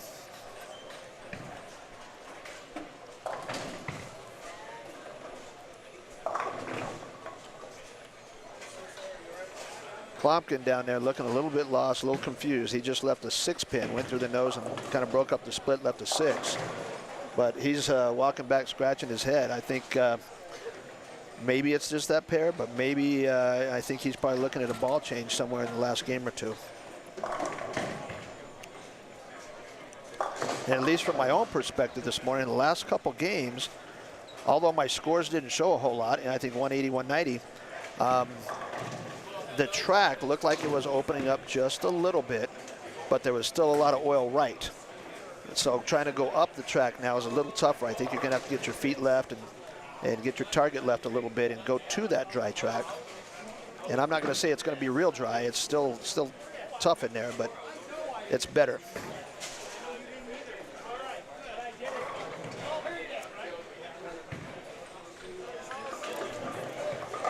Well, unfortunate there for Chris Sanders, but he does get to 203, and that means we're on to game 7. It's a good time to take a small break, and get a little hydration. Well, I'll tell you what here, Emil. I'm being summoned behind the scenes. Dennis Helmick and all the boys are having a barbecue at Dennis's house tonight, and they said it's my turn to play some cornhole. Oh. And so I got a text from Josh Helmick, his son. It says, "Stop announcing and come eat, brother." My man. Shout out to the what did Steve call it? The Hilton Helmick or the Helmick? The Helmick Hilton. Okay. That's where Steve Klompkin and I are staying, and my friend Paul Moore and Josh, and we're going to have a little bit of barbecue and a little bit of card playing and some cornhole tonight and trying to relax a little bit. You know, our jobs are all done. Well, you guys enjoy that. I will appreciate that. Appreciate you letting me come on here. Think of me while you're having. If you want to come over when you're done, I'll give you an address, man. I might need a doubles partner in cornhole. But I'll come back if it's okay with you and join you tomorrow for the noon squad. Oh, sure. Does that work? Come on out, my guy. I would love that. I appreciate that. I'll probably be sleeping a little bit in the morning, but I will join you when I get here. We will have Dylan Taylor at some point tomorrow as well during that block. And I think Farrow is going to Farrow bowls at noon, I think. And one or the other. Farrow Williams. He's going to join us tomorrow at some point as well. Okay. It's the guest list. That's perfect. Is popping here on Bullstream TV tomorrow. So I love enjoy your night. All right, I appreciate it. Thank you, man. You're welcome. Shout Everybody out to the out there, crew. I will do it. Everybody out there enjoyed getting a chance to talk with you on here, and we'll see you tomorrow. All right, that is Jim Tillery. I'm going to take a small break, hydrate, and we'll be back with more. Game 7 underway. Squad 2, the New Mexico Open, here on Bullstream TV.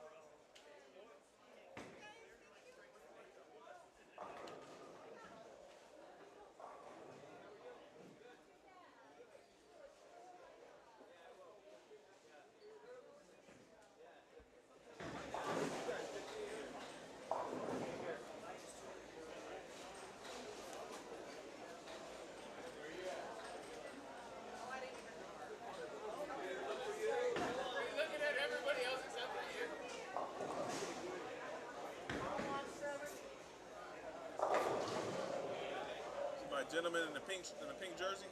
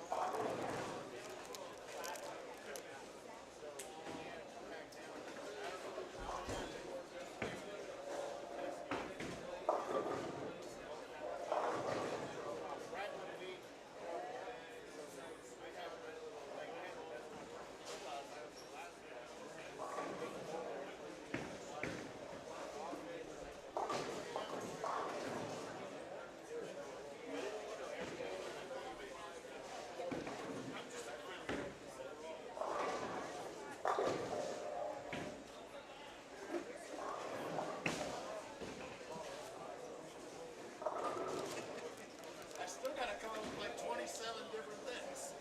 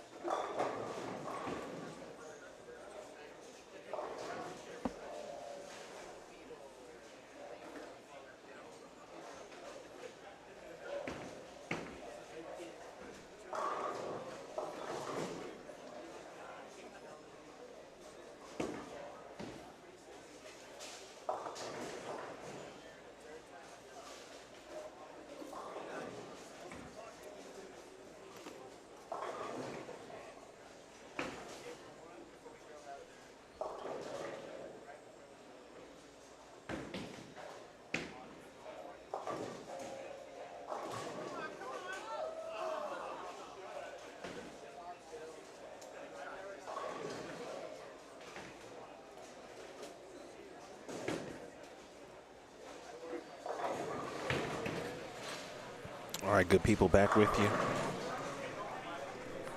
Nice little break. Midway through game 7.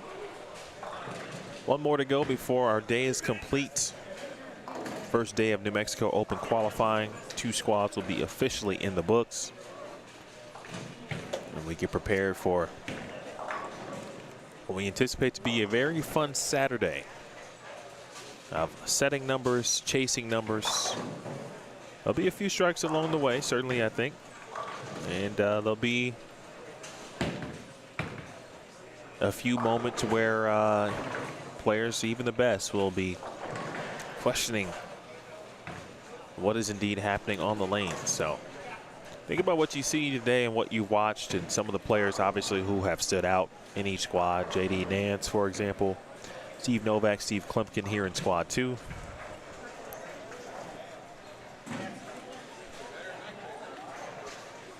And then we'll watch the lane play situation, I think, which could be a little bit different. Full squads, more players. Fields as a whole will be a little better, so that you could see a different way of the lanes breaking down. Players will attack them a little bit differently to start, perhaps, and maybe not attack them differently, but they might work together by default, meaning they are going to unintentionally work together because they're going to play them in a similar way.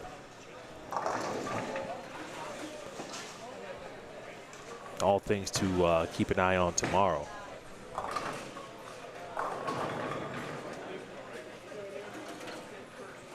Patrick McManaman and Joe Merrick.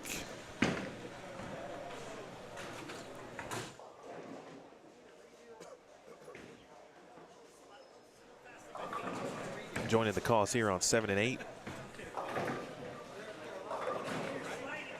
Tyler McIntyre and Dean Perdue. Sanders family has moved on over to 5 and 6.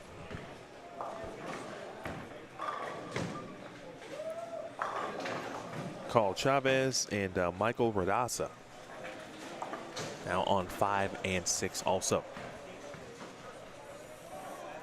We've got the latest scores and standings after 6 games. Leading the way now, back in the lead, I should say, is Steve Novak at plus 120. Steve Klumpkin shot 190. Novak 251 in game 6. So again, Novak now at plus 120. Klumpkin at plus 89. Darren Calvert. Big game in game 6. He shot 246 to get to minus 40. Billy Ginch in 4th at minus 47. Billy has been in the 190s essentially throughout the day. His low game is 167, high game 209. He's got 4 games of 190 or more. With Tyler McIntyre, we're watching now, also tied at minus 47. That's good for 5th place. David McKay is 6th at minus 52. Cody Hansen 7th at minus 68. Tim Eichhorn 8th at minus 83. And you get to Dale Coffey in 9th at minus 109. And Carlos Chavez 10th at minus 129. That's your top 10. Again, Novak, Klumpkin, 120, plus 120, and plus 89 respectively. The Steves owning squad 2 here at the New Mexico Open.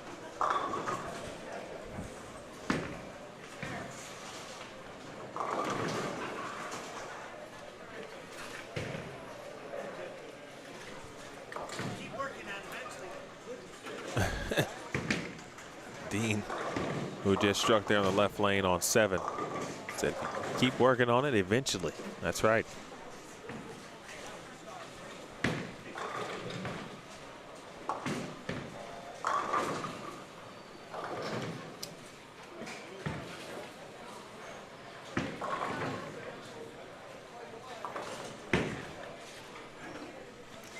I'll run through the squads again. If you joined us late, or if you joined us early, I should say, you know that I did go through squad 3. If you joined us late, you missed that.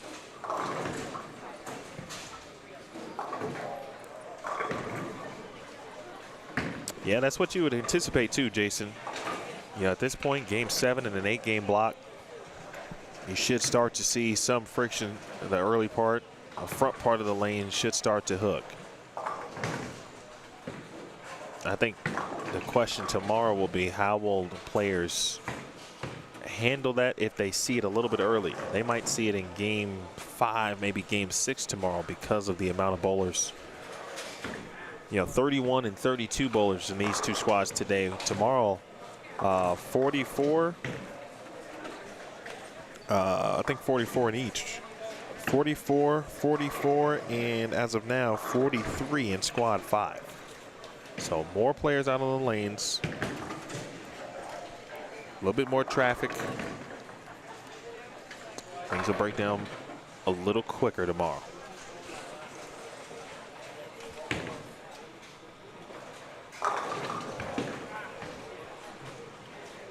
But speaking of tomorrow again,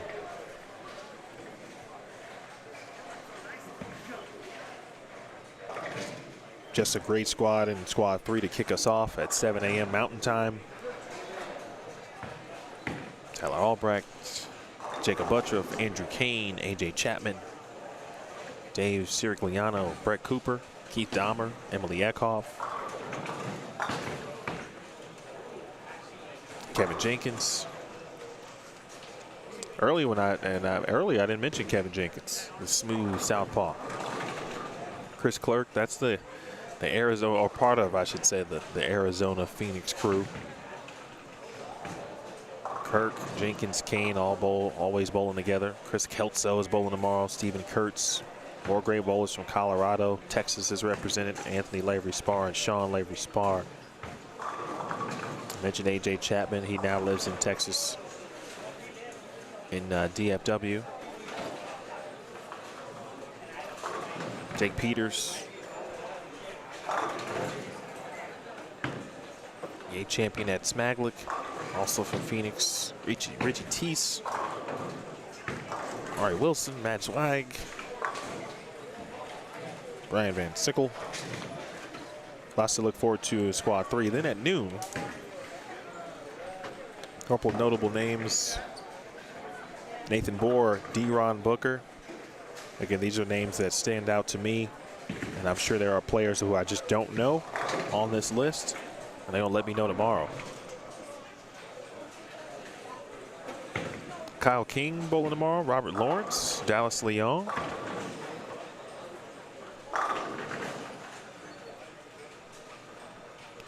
This is Eileen Linares, and she is, her name is on the board here at Tenpins More. Posted some high games. Robin Priolu. Maria Jose Rodriguez bowling tomorrow. Steve Smith. Pharoah Williams, as I mentioned. Jacob Gill.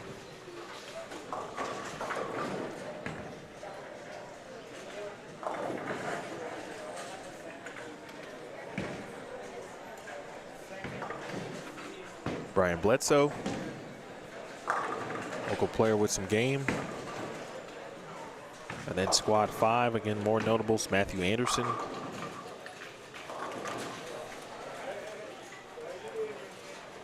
Theo Jutit, Kyle Duster, Trey Ford, David Haynes. Randy Jackson's been in the chat today. He's bowling tomorrow. I don't know if it's the same Matt Jones that I'm thinking of from watching the youth days, but Marshall Kent is bowling.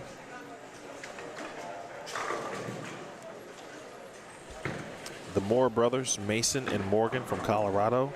Good players, very good players.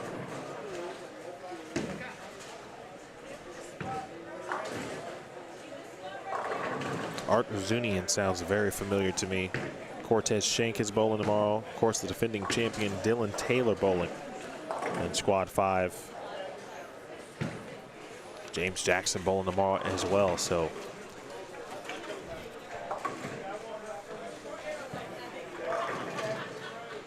this would be one of those situations where I tell you to get your tickets, but you don't need to do that. If you're in the area, just stop on by.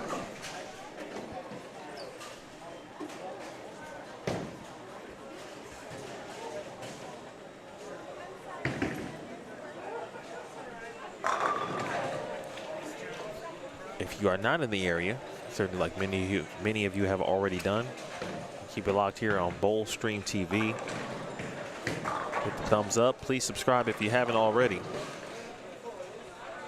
Next event for Boldstream TV, speaking of Theo and the Phoenix area, is the CBE 10K Cactus Classic. September 9th through 11th. It'll be in Sun City, Arizona. Boldstream TV will be there to cover that as well.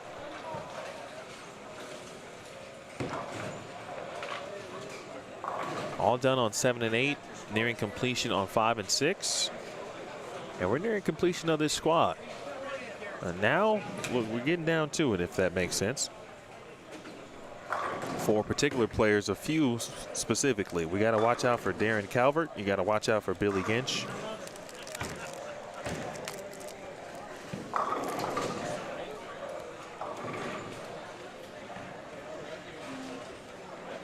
And keep an eye on Tyler McIntyre as well.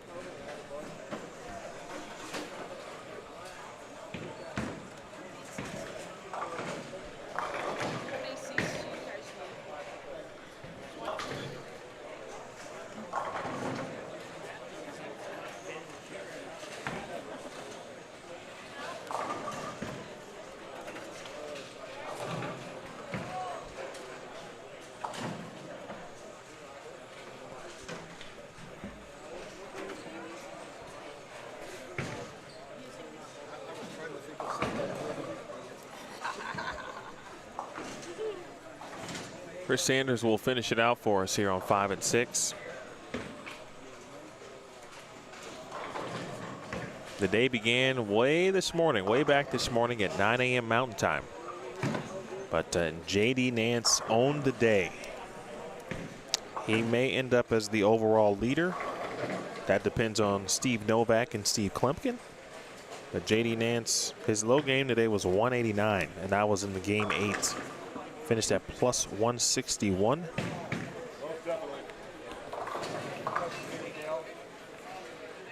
And it's possible, depending on obviously how it shakes out tomorrow. But Nathaniel, Duran at minus 37. Dominic Mueller at minus 55, but they both really well. They may fall short. Duran probably has the closest chance at this point. And minus 37, that number is a bit tough, but we'll see. But we could have one tomorrow. One advance from squad 1 to the top 32. All right, game 7 officially in the books here on 5, 6, 7, and 8.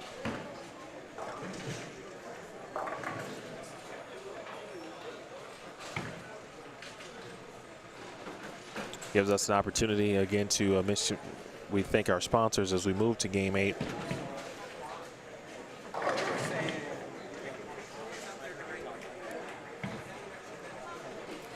Big thanks to Pabst Blue Ribbon.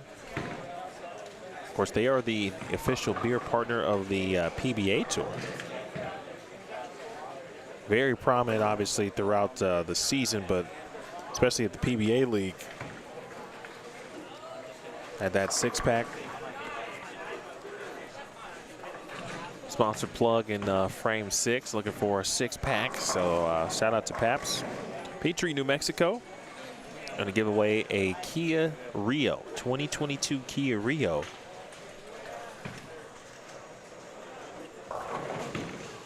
There's a 300 game by a player in the championship round.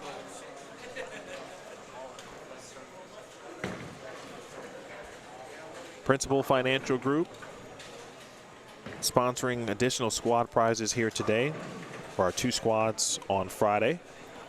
Added money, first place for squad leaders today, $350 in additional. $250 for second, $150 for third, fourth and fifth, $125.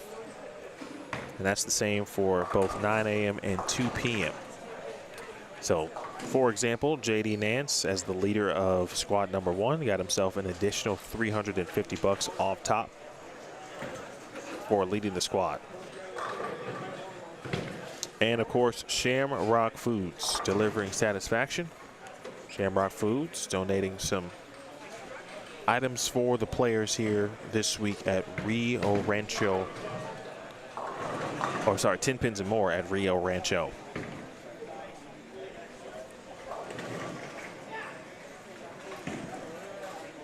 Additional sponsors also: Dominguez Flooring, Loveless Health System, Realty One of New Mexico, Girardi and More, Paul Yoder's Pro Shop, Janet King, Vallejos, and Turbo.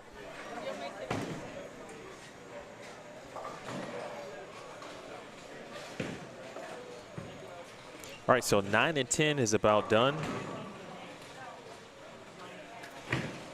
Those bowlers will be moving left and right in just a second. Same thing on 11 and 12. One frame remaining down there.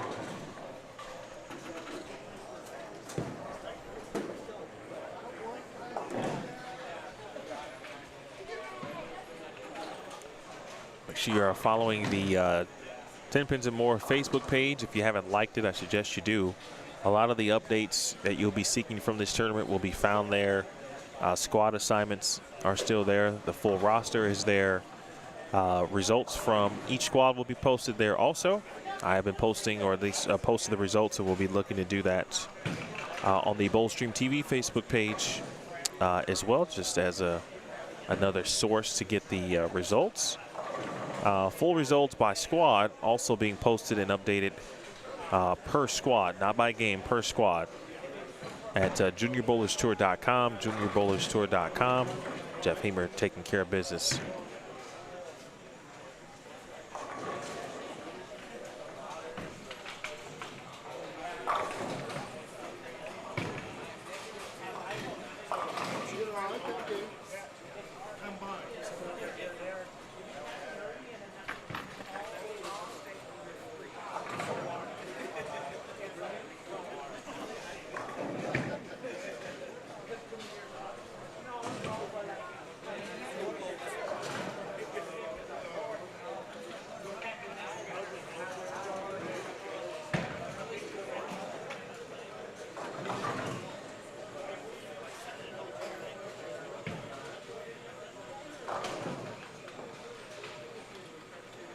Well, Game 7 finishing up late for a lot of our squads down on the, or pairs, excuse me, on the high end.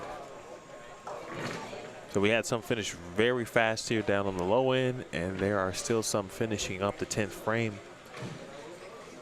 down on the high end. So a little bit of a lull slash hiccup, if you will, to end the squad.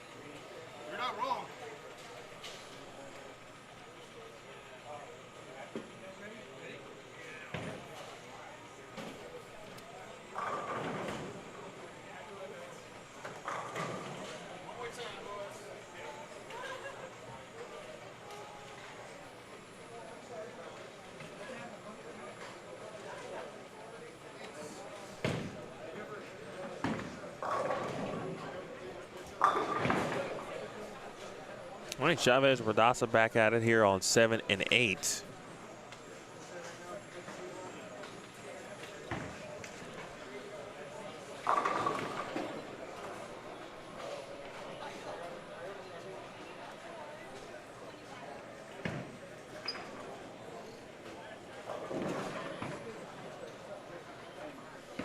And to finish it out, this should be William McConnell.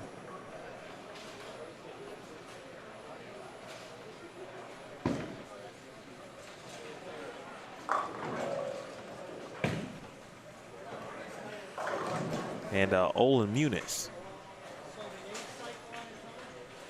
Let me make sure that's right.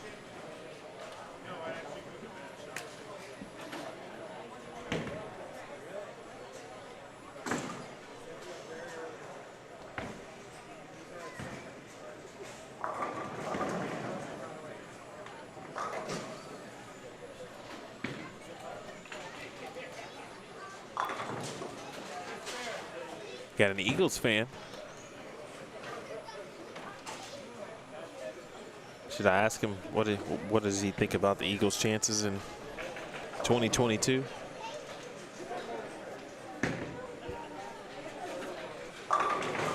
Nice shot.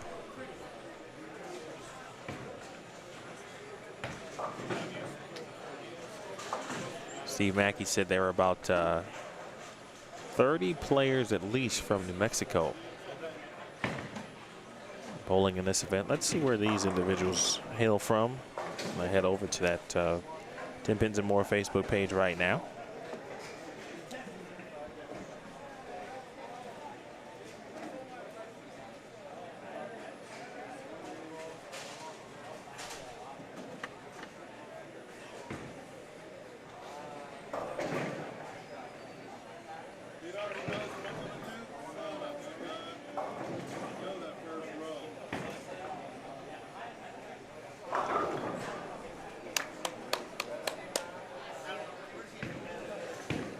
Good shot there from Carl.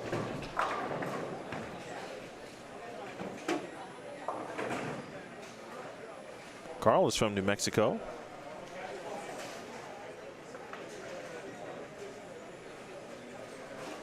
I can't seem to find William or Olin here on the old roster.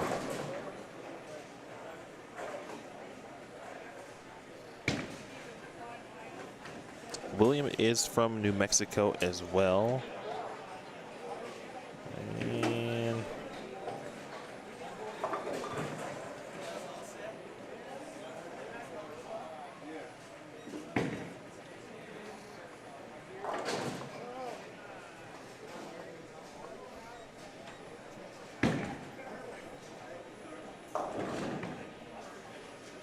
somehow I'm overlooking Olin here on this roster.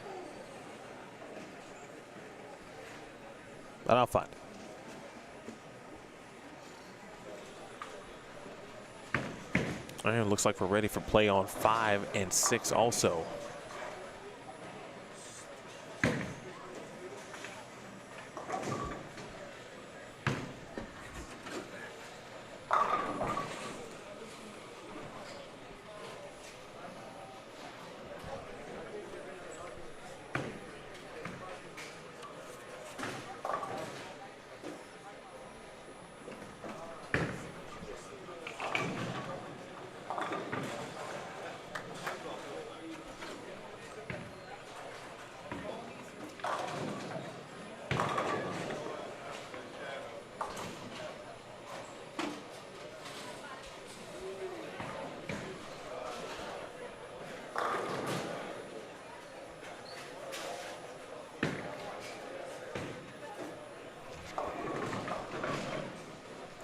Santiago Chavez and Steven Schultz back with us on the featured pairs. They were on 7 and 8 to start game 1, and they will end on 5 and 6 here in game 8.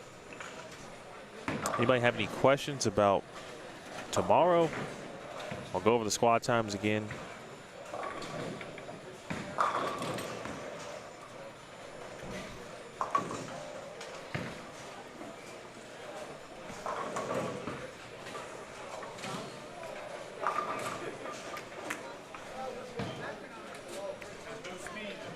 Get the new score update from Jeff Hemer. We'll talk about who potentially, with one game to go, could find themselves in the top 32, not named Steve Novak or Steve Klumpkin.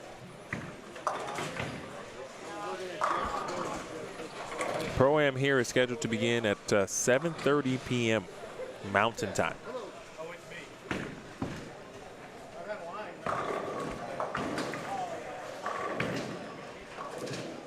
Oh, okay, Michelle, carry on. Eagles fan, huh? Is that right? Interesting. Boy, they just come out the woodworks, huh? Okay. I'm just playing.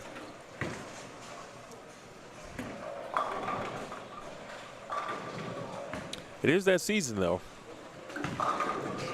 Got NFL preseason games going on.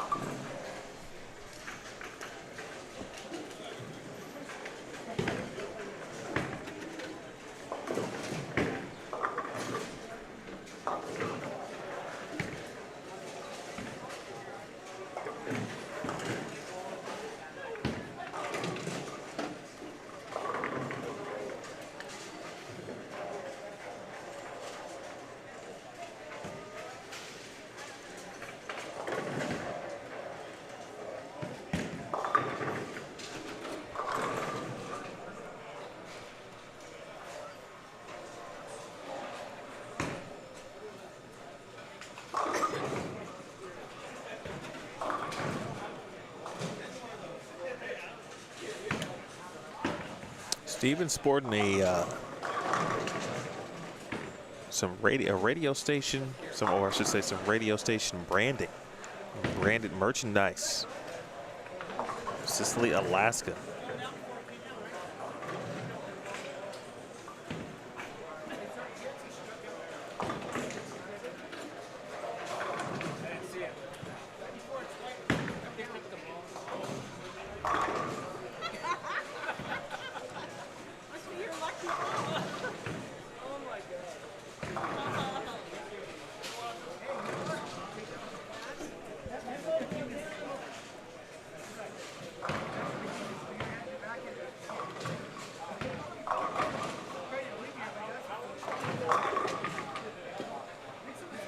Good shot right up the boards. Chavez. Spare double. Schultz looking to make it a 3-bagger.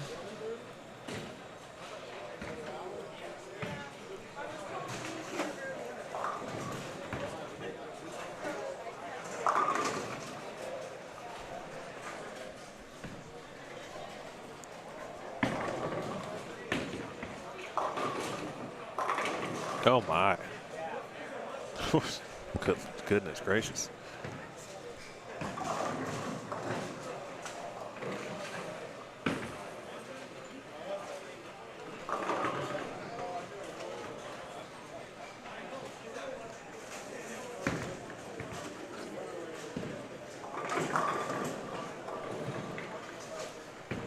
It's incredible to me. How you doing, Ryan?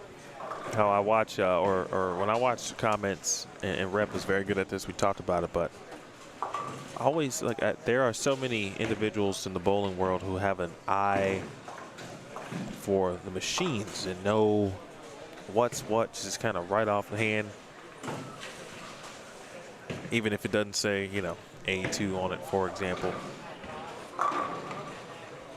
I think that part of the industry really fascinates me, and the amount of people that I either meet or talk to via a live stream and can just rattle off, you know, certain specs or items about machines. Always interesting stuff to me.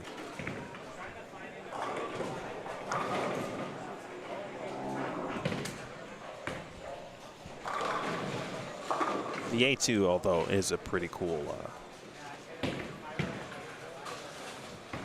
just the right A2 crown in the middle of it. Brings you back to youth bowling. Okay, folks, well, certainly not over for some, but Steve Novak plus 118, Steve Klumpkin plus 73. David McKay is third at minus 72. Darren Calvert is fourth at minus 78. Tyler McIntyre fifth at minus 82. Billy Ginch sixth at minus 87. Dale Coffey seventh at minus 94. Tim Eichhorn eighth at minus 109. Mexico Open Bowlers, just a reminder, when you finish up this game, please carefully check your map, sign your scorecards, and turn them on into me at the desk here up front. Please make sure everything is filled out on your scorecard, the lanes that you are on, and all the bowling balls you used. Appreciate it, guys. Thank you. Those of you who are here for tonight's program, check-in is continuing with Steve on the other side of the desk, behind lane 16. Cody Hansen is ninth at minus 110. Clinton Watkins is 10th at minus 110. It's going to take a lot for some of those players to give themselves a chance, but it can happen. See where David McKay is going to end up. I think he's down on the high end.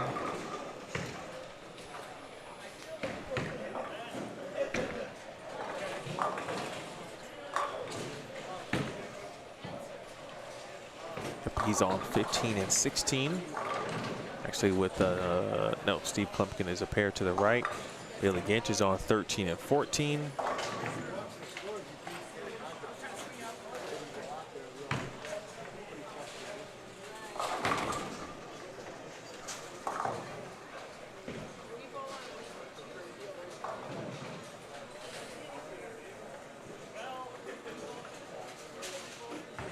Tyler McIntyre just next door on 9 and 10. He just struck in the 5th. No doubles through 5 as of yet. Darren Calvert is on 11 and 12. He too with 2 strikes though, no doubles.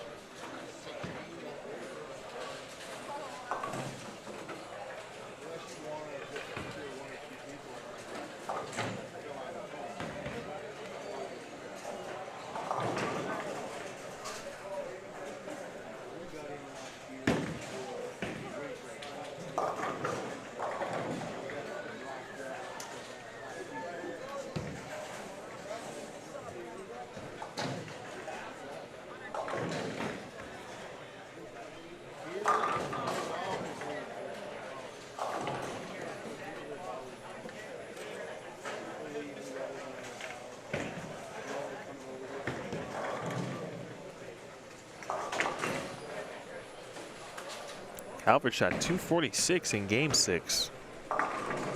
He followed that with 162, so wasn't able to put anything together or build some momentum.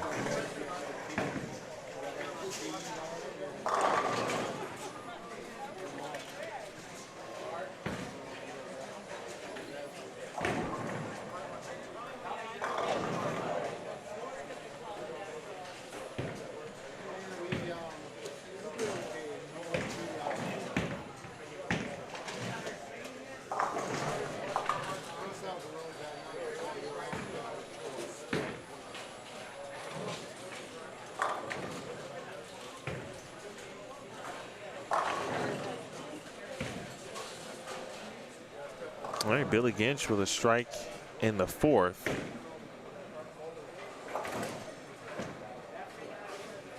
I mean, I think you want to leave every squad if you can. You know, if you're that person that doesn't get to plus, minus 25 is your number. That's my thinking.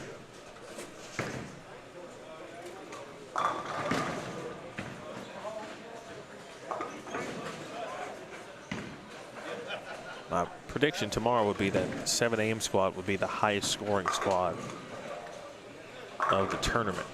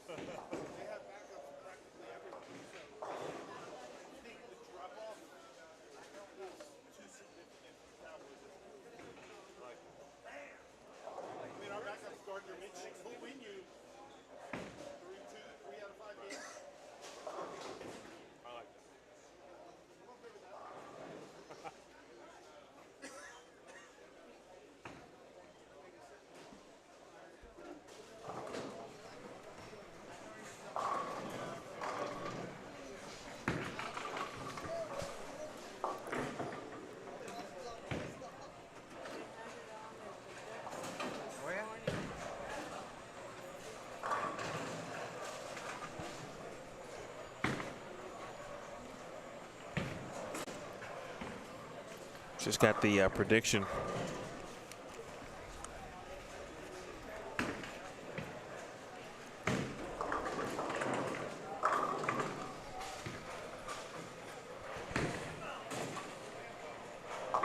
From one William McConnell and his Eagles fandom. He said 10 and 7, 11 and 8, but they win the division. Oh, I'm sorry, 10 and 7 or 11. Oh wait, how many games is it this? 11 and 6, excuse me. 17 game schedules these days. He believes that the Cowboys are too dependent on their starters many of whom are not healthy. Obviously, still training camp, et cetera, et cetera. But he believes the Eagles' depth across the roster and the depth chart will be the difference.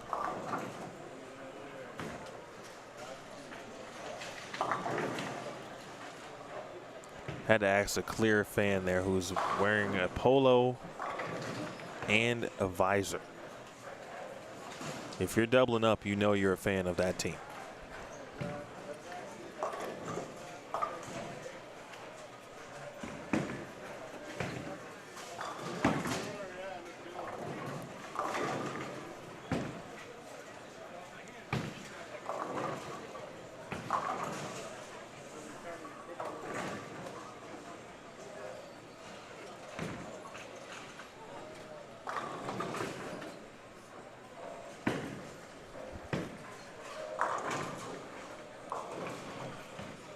Let's see.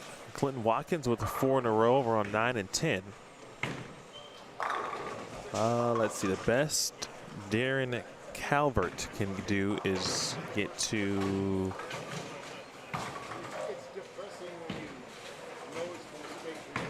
205. I would only get him to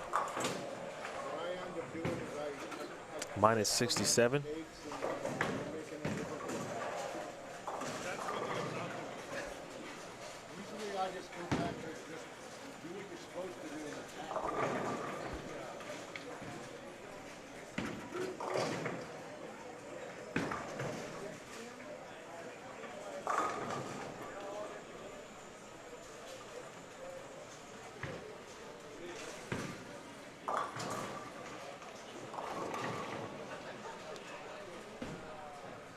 David McKay, let's see if I can get a, I think I got a good eye on him.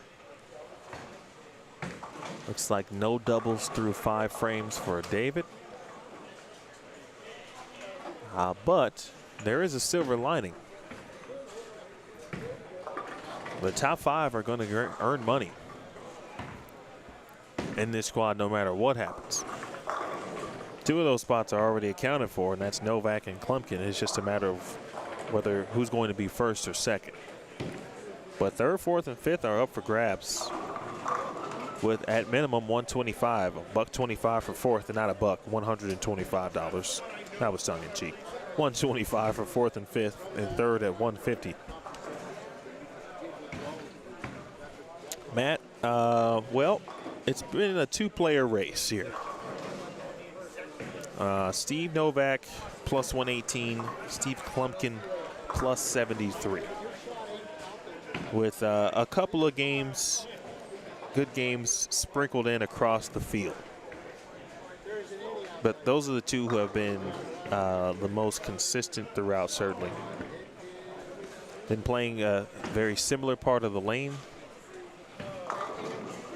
with what it looks to be has been smooth and controllable bowling ball, certainly for both.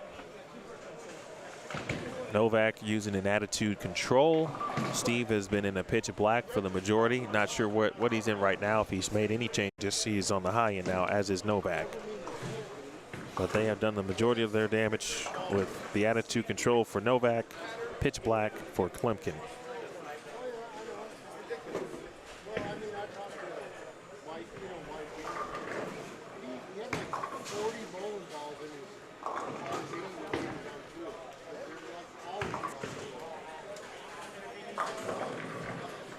Everyone else, as I was just going through again, you know, minus 72, minus 78, minus 82 with, again, games sprinkled in, but still some money on the line courtesy of Principal Financial Group for this squad, as well as this, this morning squad had the same opportunities and same payouts for the added bonus money.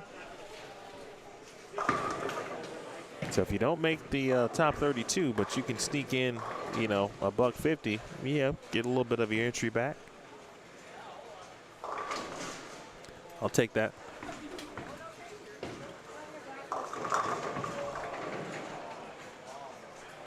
Boy, McIntyre had a chance. Tyler was looking for 5 in a row, and he just wrapped a 10-pin next door in the 9th frame. And McIntyre was 5th at -82 after 7 games.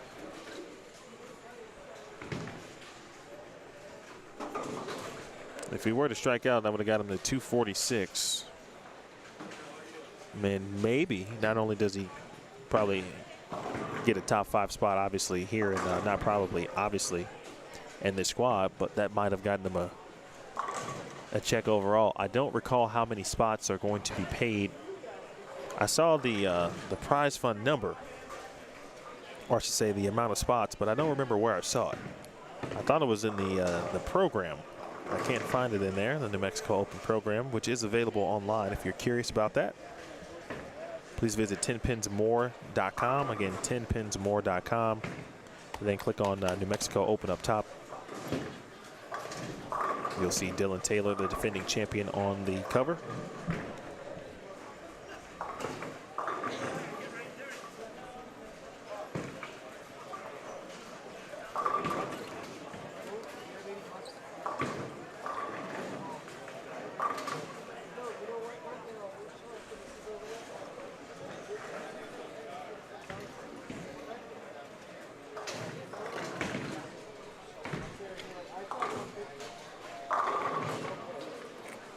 Tenth frame now on 7 and 8, and about to head to the 10th frame on 5 and 6. And our dear time together, folks, will soon be over. To recap the day, J.D. Nance, pretty dominant in squad 1. Low game of the day was 189, and that was in game 8.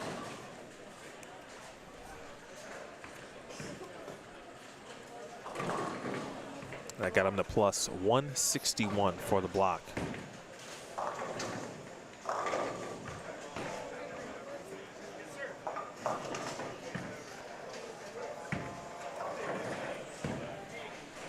Top 5 in squad 1. Nathan Duran, -37 in 2nd place.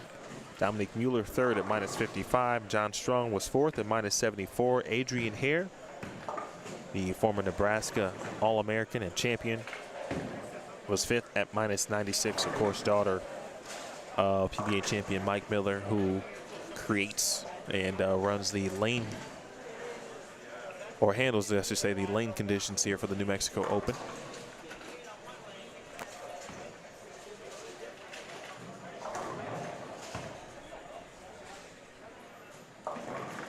And of course, as you've watched in squad 2, it's been Steve Novak.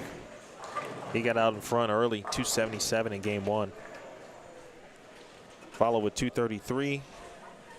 Low game of 169 in game 3. 215, 175, 251, and 198. Steve Plumpkin, 188, 192, and then turned it on. 226, 235, 258. And has gone 190, 184 in the last 2.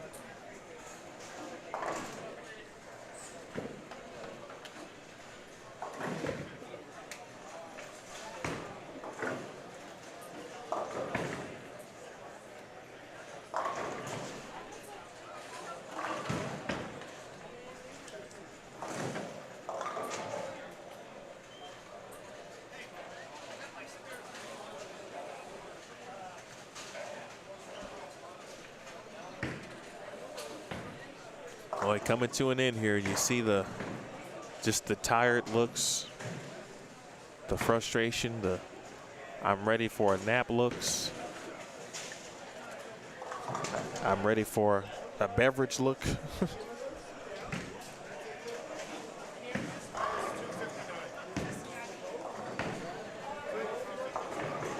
Final fill on 5 and 6.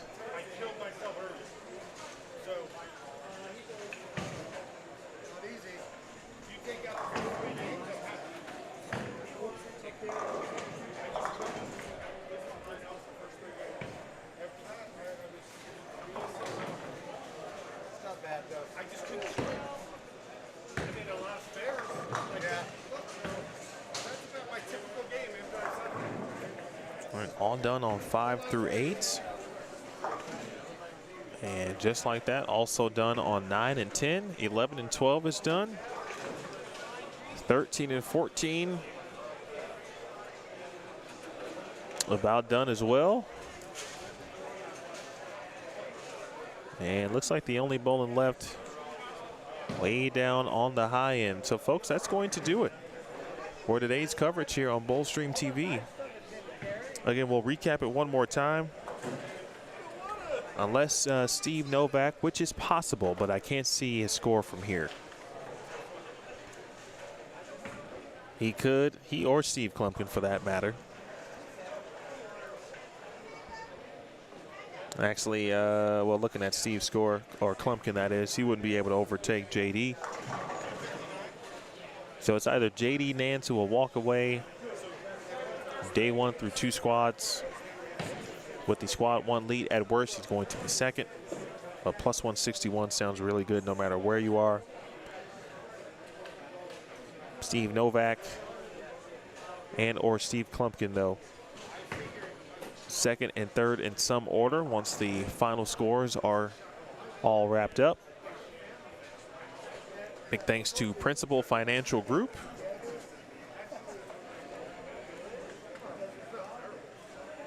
Again, for their bonus money.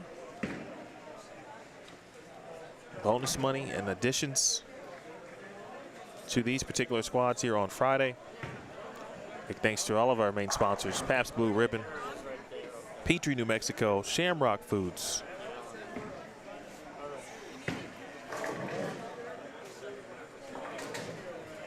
and Dominguez Flooring, Loveless Health System, Realty One of New Mexico, Girardi and More, Paul Yoder's Pro Shop here inside Tenpins and More at Rio Rancho, Jana King, Vallejos, and Turbo 2-in-1 grips. Tomorrow morning, folks, we will kick things off again at 7 a.m. Mountain Time. 7 a.m. Mountain Time. Practice will begin at 7 a.m. Mountain. That is 6 a.m. Pacific, 8 a.m. Central, and 9 a.m. Eastern. Right here on Bowlstream TV, all of the events are created. Make sure you are subscribed. Get your notifications turned on. That way you know when we go live. You too will know because you will receive a notification telling you that we are live here from Tenpins and More at Rio Rancho. It's going to be a fun day tomorrow. It's going to be a very long day as well. So I hope you do tune in. We'll have some guests in the afternoon. Dylan Taylor, defending champion, is going to join me at some point. Jim Tillery will be back. Hopefully Emil Williams will join me, and anybody else for that matter who wants to stop by the booth. Of course, we're always welcome. Love to have you. Goes for you too, Matt, and everyone else. Let's see, before I go, get one decent look at what Novak has got going in the 10th frame. He nearly just left a 4-9. But be sure to check juniorbowlerstour.com for the results following Squad 2. Be sure to check and follow the Tenpins and More Facebook page so you can get all of the score updates there as well. And of course, please follow Bowlstream TV on Facebook and Twitter if you haven't already, and subscribe to our YouTube channel. That's going to do it for me. I want to thank Steve Mackey, Dana Miller Mackey, Jeff Hemer, and Mike Miller. Big thanks to Jim Tillery for joining me here in Squad 2. Shout out to the helmet crew.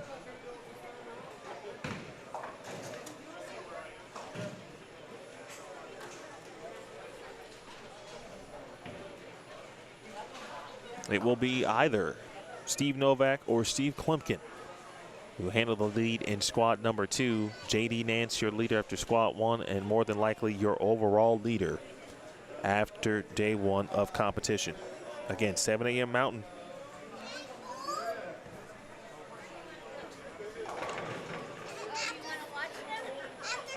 (7 a.m. Mountain, 8 a.m. Central, 9 a.m. Eastern, and 6 a.m. Pacific. That's when we will see you. Enjoy the rest of your night. We'll see you tomorrow morning. Until then, it's been a presentation of the 2022 New Mexico Open, the 18th running of this great event. You watched it live and you watched it only on Bowl Stream TV. We'll see you tomorrow.